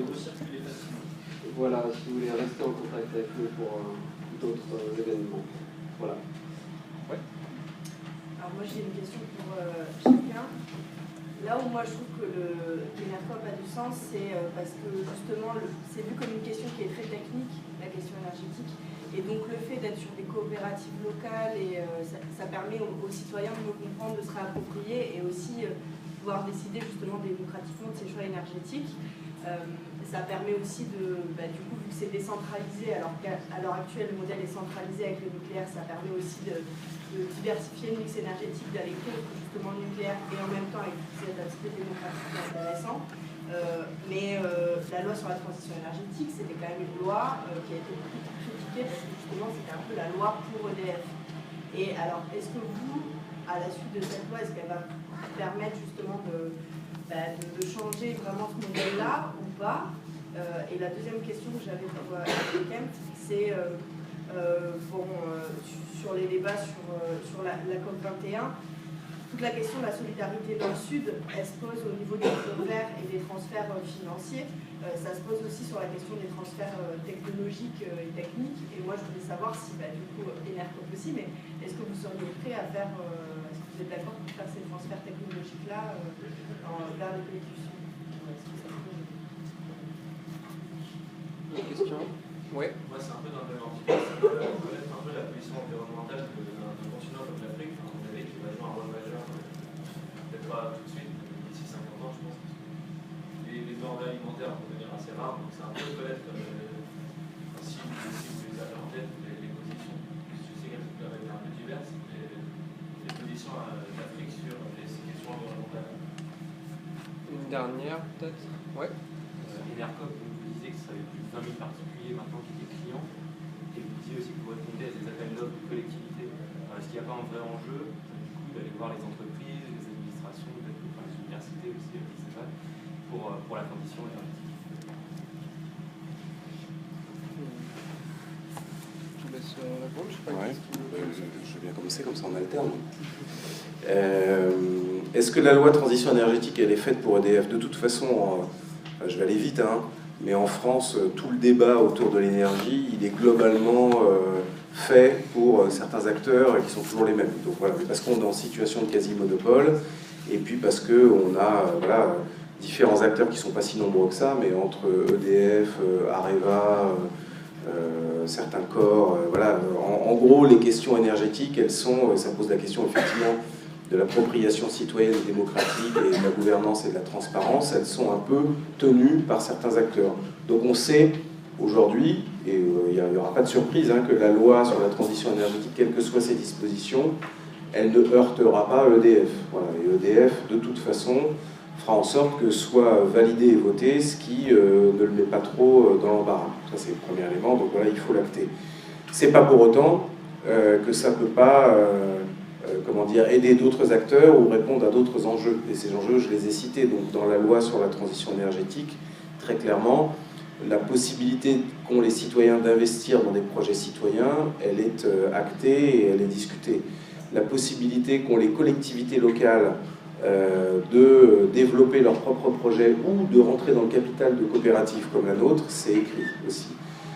Cette idée que l'énergie doit faire l'objet de plus de transparence, de débats démocratiques au niveau local et qu'on va développer des filières un peu moins centralisées, c'est aussi écrit dans l'esprit de la loi sur la transition énergétique. Alors, c'est l'esprit. Aujourd'hui, la loi, elle est bien détricotée au Sénat. Et en fait, voilà, on va voir ce qui va en ressortir. Il va y avoir un arbitrage, comme toujours, entre l'esprit premier de la loi et puis les différents lobbying qui ont agi pour la détricoter petit à petit. Nous, on fait comme tout le monde en ce moment, sauf qu'on n'a pas évidemment la puissance d'autres acteurs, c'est-à-dire qu'on va avoir des sénateurs, on va avoir des députés, on va avoir des cabinets de ministères en insistant sur le fait que les dispositions qui nous semblent vertueuses et qui vont dans le bon sens, il ne faut pas les lâcher. Voilà. Donc voilà, je ne sais pas trop quoi répondre de plus à ce stade-là, mais voilà, de toute façon, encore une fois, hein, le débat énergétique en France, il est compliqué. Et il n'y aura pas de révolution en la matière. Par contre, une évolution qui progressivement se met en place et qui fait en sorte que des choses vertueuses émergent et que d'autres acteurs puissent faire vivre leurs projets, ça nous paraît quand même atteignable. Et puis la deuxième question, oui, c'était sur les entreprises. Oui, alors dans les 21 000 clients, en fait, il doit y avoir à peu près 600 clients qui sont soit des collectivités déjà, soit des entreprises. Par exemple, les réseaux Biocop. Voilà. Je ne sais pas si vous connaissez les réseaux Biocop, ils se fournissent tous chez Enercop. On a quelques collectivités, par exemple la mairie de Lorient, récemment, là, qui a choisi de venir vers Enercop. Voilà, on a des grands comptes, on a... je parlais du crédit coopératif tout à l'heure, et là ils ont mis quelques-unes de leurs agences chez Enercop et ils testent et ils voient. Donc effectivement là on développe, ça fait partie de notre projet effectivement d'aller voir des collectivités, des grandes entreprises, des grands comptes comme des PME et de leur proposer notre énergie. Comme elle est aujourd'hui un tout petit peu plus chère et que c'est quand même globalement la crise, et qu'on soit une université ou une entreprise ou une PME, les frais généraux il faut les maîtriser. Le budget énergie, il est quand même regardé de très près. Donc aujourd'hui, les acteurs professionnels qui viennent vers nous, c'est qu'ils ont fait un arbitrage entre le fait de payer un tout petit peu plus cher et de donner du sens à leur consommation d'énergie. Alors parfois, ils communiquent dessus, parfois, ils participent à notre gouvernance, et d'autres fois, ils sont là en observateur, ils essayent de voir comment fonctionne notre système et ils veulent diversifier aussi leurs sources d'approvisionnement. Voilà.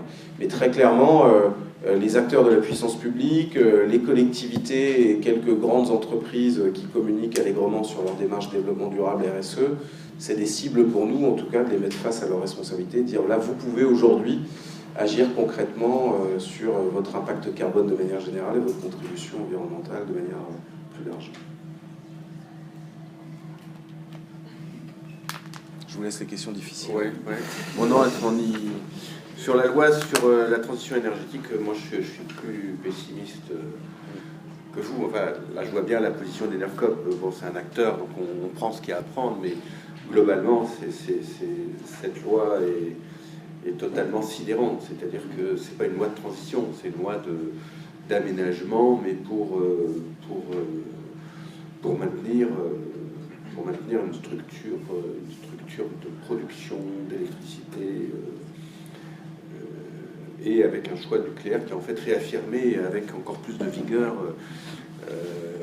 Voilà, maintenant l'idée c'est bon, l'EPR n'a pas marché, donc un point important, par exemple, vous parliez de recherche et développement, là ce que Colette Royal dit, elle exprime ce que disent beaucoup d'autres, oui, l'EPR n'a pas marché, on va faire une nouvelle génération de réacteurs nucléaires, plus petits, etc., qu'on pourra vendre à des pays du Sud, donc ils sont toujours dans cette course, et l'argent va être investi en recherche et développement, par exemple sur Astrid, alors qui est une des nouvelles, et puis on va sans doute, Areva est quasiment en faillite, on va fondre Areva et EDF, et puis on va trouver, j'imagine, un moyen de les subventionner pour faire ce réacteur 1000 MW qui va devenir le nouveau... on est là totalement englué parce que les structures de pouvoir ne changent pas vraiment, les modes de financement massif et d'intervention de l'État restent très puissants dans une direction. Donc il y aura effectivement un peu plus que des miettes pour Enercop et d'autres acteurs, c'est indubitable, mais on est très loin de l'esprit, du terme même de transition, quoi. Et on rêve, enfin bon, voilà, c'était un peu une remarque, mais je comprends très bien votre position, mais d'un point de vue plus d'observateur extérieur, c'est sidérant de voir la stagnation dans laquelle on est, quoi. Et je ne parle même pas d'accident nucléaire, qui est une occupation beaucoup plus forte, et le fait que, du coup, bon, enfin bon. Alors, est-ce que moi je suis en faveur du transfert de technologie? Oui, moi, il n'y a pas de problème, on fait tout ce qu'on veut, mais non, je dis ça pour rire, je suis ni pour ni contre. Transfert de technologie, en fait, c'est totalement, d'après ce que je comprends, parce que c'est totalement lié à la question des fonds verts et des fonds de développement. Parce que le transfert de technologie, on en parle d'ailleurs beaucoup moins, me semble-t-il, dans les négociations depuis 2-3 ans, alors que c'était un thème très fort dans les années 2000, parce qu'en fait, l'idée implicite, c'est que le transfert se fera par les fonds d'investissement. Les fonds d'investissement, les fonds verts, les 100 milliards que j'évoquais tout à l'heure, la gamberge, c'est pas de dire il va y avoir les États qui vont mettre 100 milliards sur la table et puis les autres feront ce qu'ils voudront, mais ça va plutôt être par des biais de mécanismes financiers compliqués, associant public et privé, des mécanismes de marché, etc., et qui viseront en fait à financer vraisemblablement, pour la partie énergétique que serait l'adaptation, parce que l'adaptation, ça peut aussi être des digues pour protéger à tel endroit l'érosion des mers, ou déplacer des villes, ou je ne sais quoi. Mais pour toute la partie énergétique, ça serait sans doute des mécanismes de financement qui joueraient précisément avec les énergies nouvelles. Donc la question du transfert de technologie se pose beaucoup moins, parce qu'elle se posait par des questions de brevet. Il était hors de question pour, je sais pas de nom en tête, de Grand Solaire ou de Grand Éolien, mais pour Vestas ou je sais pas qui, de transférer la technologie à la Tanzanie, de savoir comment faire des éoliennes. En fait, comme dans l'intervalle, les Chinois notamment et les Indiens, et peut-être d'autres, sont devenus quand même très forts en matière d'éolien et en matière de solaire. La question de transfert des technologies, voilà, elle s'est faite par elle-même, ou par la propre acquisition de savoir-faire par des grands pays industriels des pays du Sud. En revanche, comment est-ce qu'on va pouvoir financer le développement du solaire, par exemple, dans des pays africains, puisqu'on parle d'Afrique, mais ça pourrait être aussi au Chili, au Nord Chili, ou dans d'autres endroits, là, c'est là que la question du financement se posera beaucoup plus. Et donc, avec sans doute des jeux abominablement compliqués, entre des grandes entreprises, des fonds, des agences de développement, la Banque mondiale, etc., des prix, des lois sur le tarif de rachat, enfin, tout ça est quand même... Donc voilà. Alors, mais le transfert... bon. Et puis, la position de l'Afrique sur ces questions environnementales, bon, moi je ne suis pas un spécialiste, le pic de la Mirandole, de tout ça, et en plus l'Afrique... comment dire, j'en sais pas beaucoup plus que ce que sans doute vous en savez, c'est-à-dire que c'est à la fois le continent qui est le plus probablement victimes du changement climatique et qui a les moins de moyens d'y faire face. En même temps, là, il se trouve que je reviens d'un voyage au Caire pendant quelques jours et j'étais frappé de parler du changement climatique alors que une immense partie de la population est déjà extrêmement pauvre et vit dans des conditions extrêmement difficiles. Ça a presque quelque chose de surréaliste parce que, effectivement, la question de la pauvreté et de l'adaptation, elle se pose déjà. Mais c'est comme on a fait des reportages, enfin, moi je ne l'ai pas fait, mais on a publié dans Reporter des reportages sur le Bangladesh et la façon dont, en fait, au Bangladesh, la question du changement climatique se joue déjà parce qu'elle est plus que perceptible et elle est très bien assumée. Notamment, il y a évidemment, il y a de très bons climatologues et de très bons scientifiques et de très bons hydrologues au Bangladesh parce que pour eux, c'est une question de survie et la question du changement climatique, elle est déjà là. Mais elle se tuile en quelque sorte avec les difficultés énormes de ces pays et pour les grandes majorités des pauvres de ces pays. Et donc la position diplomatique de l'Afrique, elle est relativement traditionnelle et c'est, je vais simplifier un peu, mais c'est nous, victimes, on n'est pas responsables et où sont les 100 milliards dont vous parlez, quoi. Et puis à part ça, ils regardent un petit peu passer les trains, la Chine, les États-Unis, l'Union européenne. Et par ailleurs, il y a encore des dynamiques, par exemple, parler du changement climatique au Nigeria ou au Mali en ce moment, quelque part, c'est une préoccupation que nous, on peut avoir, il est légitime de l'avoir, mais qui rentre plus dans forcément les logiques géopolitiques à l'heure actuelle. Et par ailleurs, après, il y a encore, par exemple, là, je vais prendre juste cet exemple de l'Égypte pour conclure, c'est une réponse très partielle que je vous donne, mais là, le débat, c'est sur des centrales à charbon, donc le gouvernement du maréchal Sissi ou général, je ne sais pas, qui a une sorte de dictature militaire par rapport aux frères musulmans, a décidé de construire 2 centrales thermiques. Et là, il vient de passer un contrat avec la Russie pour un projet de centrale nucléaire. Bon, vu le financement, on peut penser que ça ne se fera pas du jour au lendemain. Mais voilà, ils sont plutôt encore dans ces logiques-là. Alors qu'il y a des possibilités solaires qui sont extrêmement bien documentées, qui sont énormes, notamment les éoliens sur tout le projet le long de la rive de la mer Rouge. Mais là, le financement ne se trouve pas.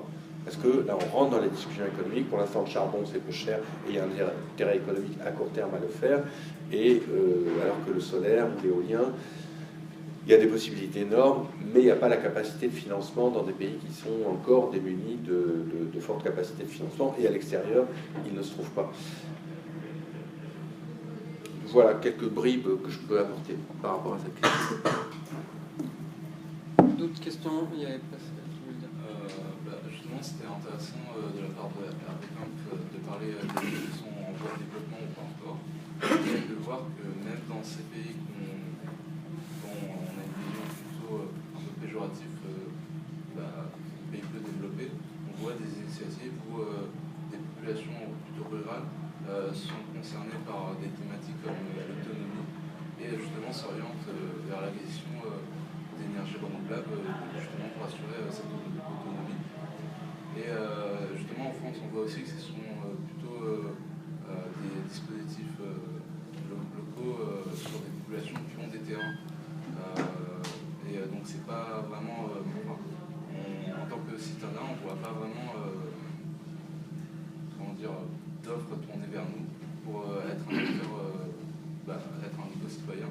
Et donc vous aviez parlé, Emmanuel Soubias, des Biocop ou d'autres entreprises qui justement répondaient à vos offres, mais est-ce que vous avez un dispositif qui est plutôt tourné vers les particuliers, notamment des citadins, qui eux justement ne sont pas forcément concernés par des problématiques locales, mais par un geste écologique en consommant? Une question tout en haut? Oui, éventuellement, je voulais aborder la question de la maîtrise de la production primaire d'énergie électrique, donc de la consommation, ça a été cité tout à l'heure, qui allait augmenter normalement, qui allait donc réaliser un vertueux des deux. Avec l'évolution de la politique liée au sol, qui est le support, la plupart du temps, des installations de production d'énergie primaire. Donc, comment pouvez-vous concilier une réduction de l'impact du sol, quand même, en 2015, c'est l'année internationale des sols qui sont de moins en moins productifs, qui sont de moins en moins nourriciers, qui l'énergie électrique, elle ne se stocke pas. Et c'est justement là le problème. Au-delà des producteurs d'énergie primaire, vous avez tout le réseau de fonctionnement du réseau, le réseau économique de fonctionnement du réseau qui a atteint une telle importance, une telle dynamique, qu'il est plus compréhensible. On a énormément de mal pour le reprendre au niveau local. Donc c'est une question très générale. Comment vous allez vous sortir de ça avec en plus le TAFTA qui arrive, qui nivelle par le les grosses sociétés capitalistes, un développement macroéconomique à l'échelle mondiale. Ouais. Une autre question qui risque de pas être facile. À propos de la COP 21, apparemment, contrairement au sommet de Rio, où c'était uniquement les États qui voulaient trouver un accord entre eux et qui pensaient que s'ils trouvaient un accord, ce serait facile de le mettre en œuvre. Aujourd'hui, on se sont aperçus que ce n'était pas simple et du coup, ils comptent énormément sur les grandes entreprises multinationales, les plus grandes entreprises du monde en termes d'énergie, pour donc faire des coopérations, enfin, mettre en place les transitions. Et, donc, est-ce que vous en savez plus sur les influences de ces entreprises dans les négociations? Apparemment, il y aura des différentes étapes jusqu'à la COP 21. Et finalement, on peut presque penser qu'au moment du week-end, même si peut-être il y a des décisions qui se prennent à la fin, en fait, il y aura tellement de pré-sommets avec les États et avec les entreprises que les choses seront un peu réglées et qu'il n'y aura pas grand-chose qui se passera à la COP 21. Et ça fait bien. La deuxième question, c'est un des buts de cette conférence et de plein de mobilisation d'ici à la COP 21, c'est de mobiliser le plus possible du monde, de sensibiliser, etc. Mais en fait, même si on arrive à faire ça, idéalement, il y a plein de gens dans la rue, avec plein de pancartes, comme au sommet, quand à Davos, depuis 20 ans, il y a des contre-sommets partout. Même s'il y a plein de monde dans la rue, quelle influence ça a réellement? Alors il y a le canal, les grandes ONG sont dans les négos, donc elles ont plus de pouvoir si elles sont soutenues par la rue. Mais concrètement, comment on peut y croire au fait qu'en se mobilisant, ça changera quelque chose, les grandes entreprises et les États qui vont faire. Je pense qu'on va prendre ces questions. Ouais, de quoi dire.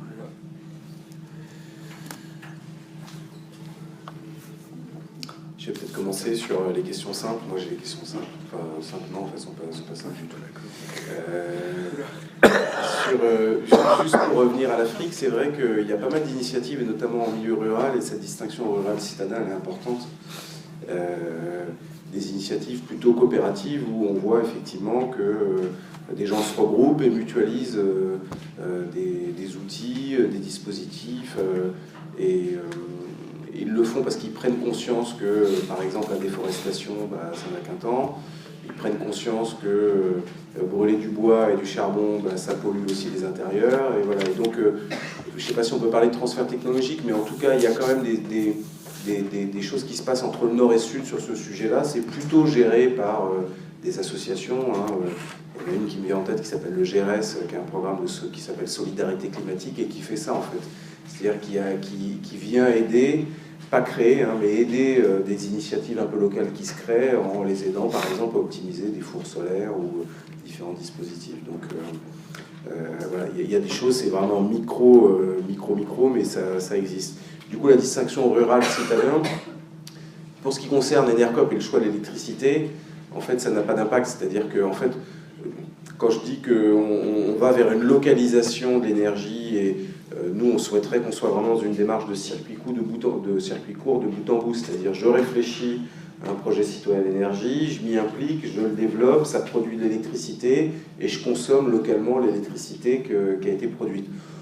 En fait, ça se passe pas du tout comme ça, parce qu'en France, comme souvent ailleurs, il y a un réseau de distribution de l'électricité, et que toute électricité produite en France, si elle n'est pas en autoconsommation, c'est-à-dire si on ne la consomme pas nous-mêmes, et comme on ne peut pas la stocker, bien évidemment, eh ben on doit l'injecter dans le réseau, et donc on n'a jamais la garantie qu'un électron vert injecté à un endroit, et ben, il arrive chez soi, même on a la garantie que ce n'est pas du tout le cas. Donc en fait, l'électricité qu'on consomme chez soi, c'est un mix, c'est un résultat de tout un tas de sources d'électricité qui ont nourri le réseau. Donc tout ça pour dire que quand on est citadin et qu'on est à 300 km du premier projet d'énergie renouvelable avec lequel le fournisseur travaille, c'est pas grave parce qu'on fonctionne en équivalence. Voilà.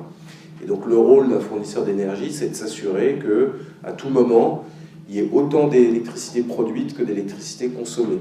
Voilà. Et donc pour un acteur comme Enercop, si on sera 30 000 clients à la fin 2015 normalement, et ben ça veut dire qu'en amont, il aura fallu souscrire des contrats ou développer des produits d'énergie renouvelable en équivalence. Donc cette question du citadin rural, évidemment le citadin il a moins d'occasions concrètement de voir des projets, mais ça dépend des villes, ça dépend des contextes et ça dépend de la maturité de tout ça. Si vous lisez un ouvrage de, comment s'appelle-t-il, Rifkin, La troisième révolution industrielle, je ne me réclame pas du tout de lui, hein, mais comme on est un peu dans la science-fiction et pas tellement finalement, c'est l'idée aussi que en milieu citadin, eh bien, chaque immeuble ou chaque maison produit son énergie, par exemple par du solaire, consomme en autoconsommation ses propres besoins, et le reste, bah, ça sert à, je sais pas moi, remplir, remplir la batterie du véhicule électrique ou réinjecter sur le réseau. Donc, voilà, on peut voir des projets arriver comme ça, mais ça prendra plus de temps parce que c'est plus compliqué en milieu urbain. J'ai noté la question des sols. Alors, c'est évidemment une question compliquée et c'est une question compliquée.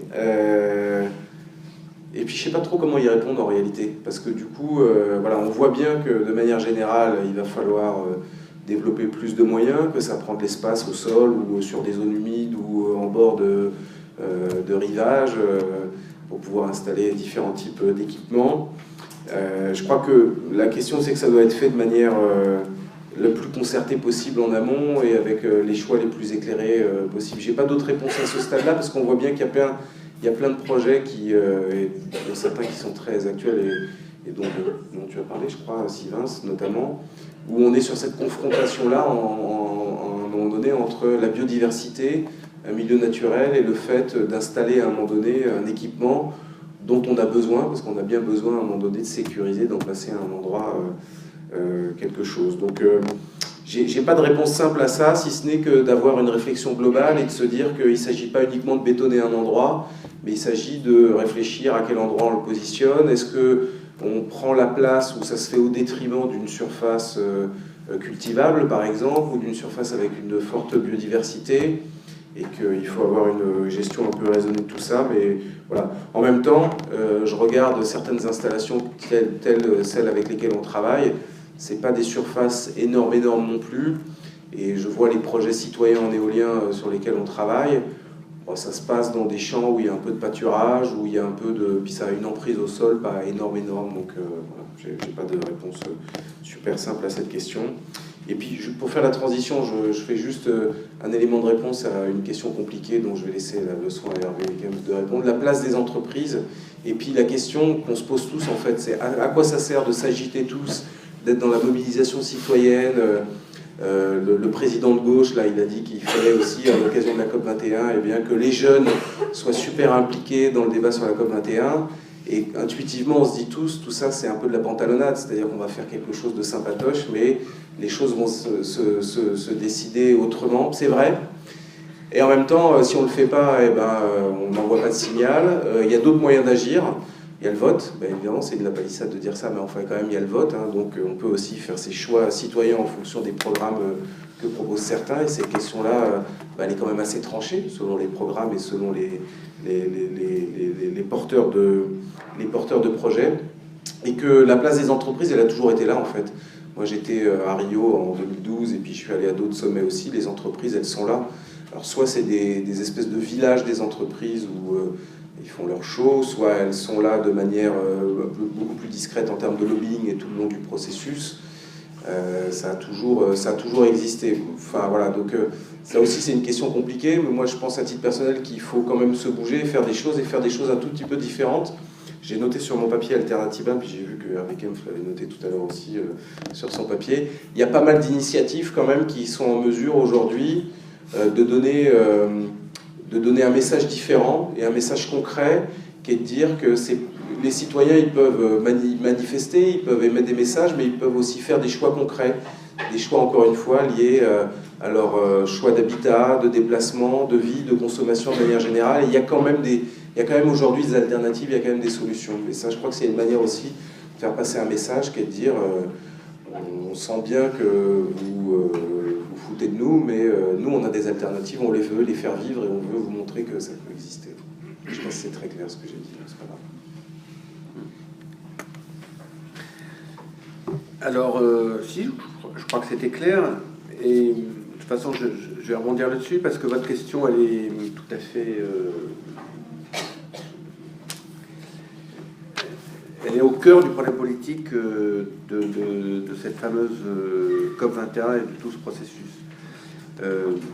Premier point, enfin, qu'il faut avoir en tête, enfin qu'on peut avoir en tête, mais c'est, je crois que je l'évoquais tout à l'heure, c'est le fait que si par exemple on s'oppose à TAFTA ou à l'OMC, c'est simple. Il y a les méchants et puis il y a les bons. Le problème de la négociation climatique, et ça a toujours été une des difficultés du mouvement écologiste, et ça le reste, c'est que, en gros, cette négociation, elle est bien. Parce qu'elle a une intention réelle, j'en ai refait l'histoire rapidement tout à l'heure, à laquelle on ne peut qu'adhérer. Mais le problème, c'est que depuis que le processus se poursuit, il échoue. Et pourquoi il échoue? Pour faire simple, c'est que toute la traduction de la dramaturgie de la négociation est faite par l'approche des pays, et qui a en fait une vision très partielle des choses et qui laisse totalement de côté, du coup, toute la question sociale. Et par ailleurs, ces pays, ils ne sont pas dans un espèce d'éther, ils sont dans des conditions historiques bien déterminées, qui est celle de l'évolution du capitalisme, qui a profondément changé depuis 30 ans, et que ces pays, et donc les gouvernements qui les représentent, sont aussi l'expression d'un jeu d'intérêts propre à chacun de ces pays, et que celui de l'ensemble des sociétés capitalistes, qui est en gros ce que j'ai qualifié d'oligarchie et d'autres aussi, c'est-à-dire une imbrication très forte entre les grands intérêts économiques et le jeu politique, et le jeu médiatique. Et donc, quand on dit... et c'est très présent là, c'est-à-dire que dans cette négociation et dans cet objectif que l'on ne peut que souhaiter réussir, on a le paradoxe qu'elle est menée par des acteurs qui, en fait, ne veulent pas du tout le changement de système auquel conduit logiquement la prise en compte sérieuse de ce que disent les climatologues. Et donc, il y a de plus en plus d'entreprises, elles étaient très présentes. Il va y avoir en mai une grande réunion à Paris qui va s'appeler Global Compact ou je ne sais pas quoi, mais les grandes entreprises vont arriver. Là, depuis un mois, elles ont lancé quelque chose qui s'appelle Solution 21. Alors, ça va vous dire, les grandes entreprises, nous avons les solutions, mais avec tous les partenaires, la société civile, il y aura des collectivités locales. 50 000 € le stand. 50 000 € le stand. Alors, ils vont faire une grande chose, mais déjà, Enercop se demandait s'il allait au Grand Palais. Hein. Ouais, bah non, il y aura un énorme événement. Je crois que oui, de toute façon, c'est un énorme événement. Enfin, et il va y avoir tout un battage médiatique qui va consister à dire nous avons des solutions, donnons-nous tous la main, et puis regardez la technologie, etc. Et on va revenir sur le mouvement social, mais il a déjà pris un retard absolument impressionnant. Alors en gros, par rapport à la question du changement climatique, tout l'effort du capitalisme, et donc des capitalistes, qui sont des gens des gens des capitalistes, c'est ceux qui, je sais pas, quand Macron dit les jeunes, il faudrait qu'ils aient tous envie de devenir milliardaires. J'espère que tous ici vous avez envie d'être milliardaires. Hein. Voilà. Vous voyez, il est là le capitalisme. Et donc, tout l'effort, c'est d'accepter comment on se confronte au changement climatique, qui est en fait l'expression de la crise écologique globale, et sans changer le système qui est organisé autour de la répartition des revenus que vous connaissez. Alors il y a soit la réponse qui devient très minoritaire au sein, mais qui n'est pas non plus totalement négligeable, qui reste très, très présente au sein des classes dirigeantes, qui est la réponse du climato-scepticisme, et qui est quand même extrêmement virulente aux États-Unis. Hein. C'est quand même très impressionnant que je crois que Inhofe, qui est le sénateur responsable de la commission environnement du Sénat des États-Unis, donc c'est pas un personnage mineur, et climato-sceptique. Il ne croit pas au changement climatique. Parce que, je ne sais pas si vous avez entendu parler de la théorie de Naomi Klein, mais son livre va bientôt être traduit en français, mais voilà, l'analyse, elle est très claire et on peut y adhérer. C'est que si on prend au sérieux le changement climatique, les conséquences en sont tellement fortes, et que puisque le changement climatique est l'issue d'un système productif tel, il faut changer le système productif. Donc si on accepte le changement climatique, on accepte et qu'on refuse les conséquences qui l'impliquent, on se dit il faut changer le système productif et donc le jeu d'intérêt qui l'organise. Et donc ça pose un vrai problème. Donc une partie des capitalistes ou des idéologues capitalistes disent bah non, climato-sceptique, c'est de la... voilà. Et puis il y a quand même, et c'est quand même une très large part, moins importante aux États-Unis, mais toute la large part du capitalisme européen et japonais et coréen et d'autres, c'est de dire ok, on va accepter la réalité du changement climatique, on va essayer de faire en sorte, mais que sans changer le système. Alors on va modifier le système productif, mais pas sans changer le système d'intérêt qui l'organise, et notamment la puissance extrêmement grande des très grandes entreprises, et des oligopoles, et du système financier, des banques, etc.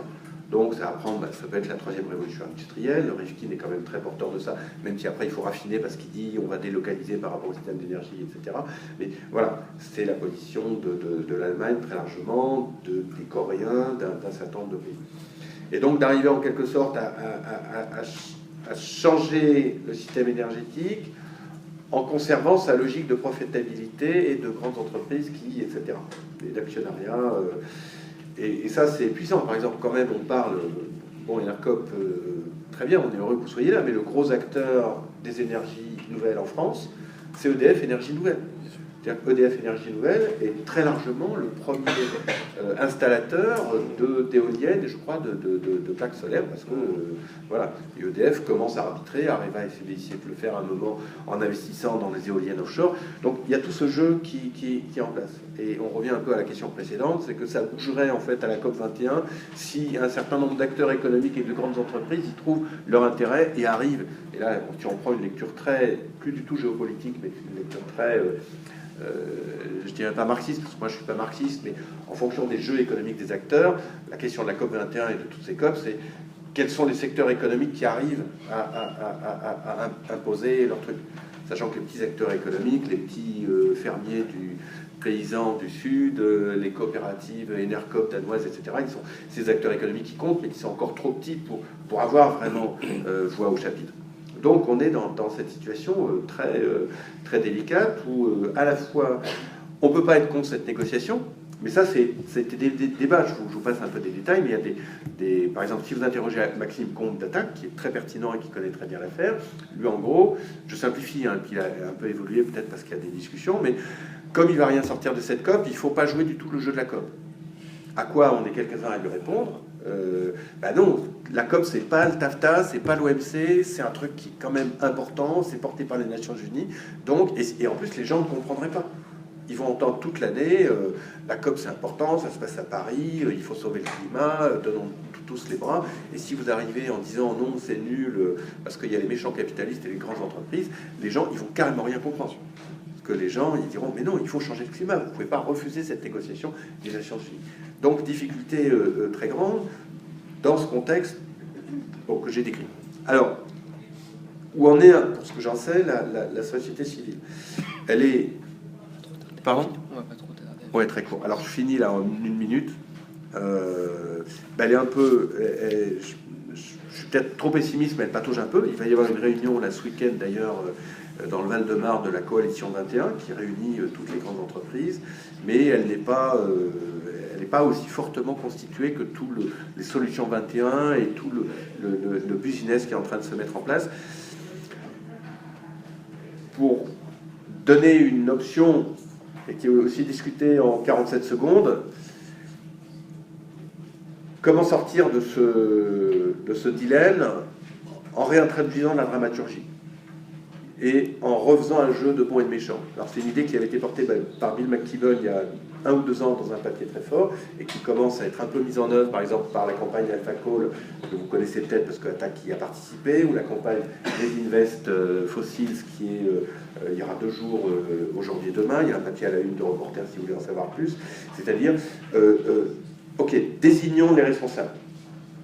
Et des responsables, ça peut être des firmes multinationales, des banques, c'est-à-dire refaire un jeu où on sort de l'unanimisme de façade pour réintroduire une dimension critique qui puisse être perceptible par les gens. Parce que tout ce que je vous dis là, on peut le comprendre, mais comment on le communique à nos concitoyens, etc.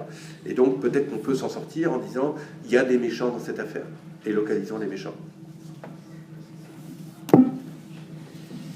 Voilà, bon, on vous remercie à tous les deux, on va s'arrêter là.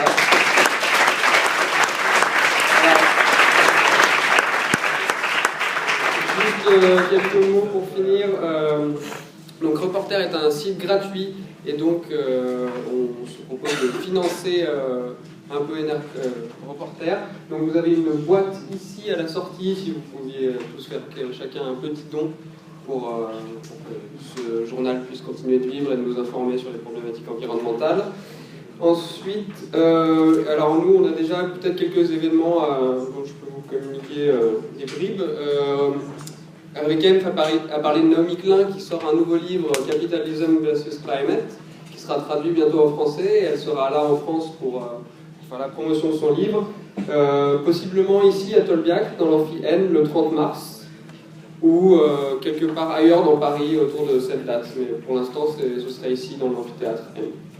Voilà, il y aura aussi peut-être des projections débats, d'autres conférences sur les ZAD et d'autres problématiques environnementales à suivre soit sur les pages Facebook, soit sur les sites internet d'Univers ou de Attaque Campus. Voilà, et puis on va s'arrêter là-dessus. Ah, peut-être un mot. Merci. Bonjour, je me présente Alexandre, je suis coordinateur d'Attaque Campus Paris. Alors dans un premier temps, je voudrais remercier les intervenants d'être venus. Je voudrais remercier Quentin d'avoir organisé cette conférence. Je voudrais vous remercier à vous d'avoir été présents. Et je voudrais bien sûr remercier l'Université Paris 1, en présence de M. Gourdet, de nous avoir laissé la salle. Je voudrais remercier l'UNEF Paris 1 pour nous avoir permis de la réserver. Et je voudrais remercier tous les militants et les militantes d'Univers et d'Attaque Campus Paris pour avoir participé à la création et à la mise en place de cette conférence. Merci à vous.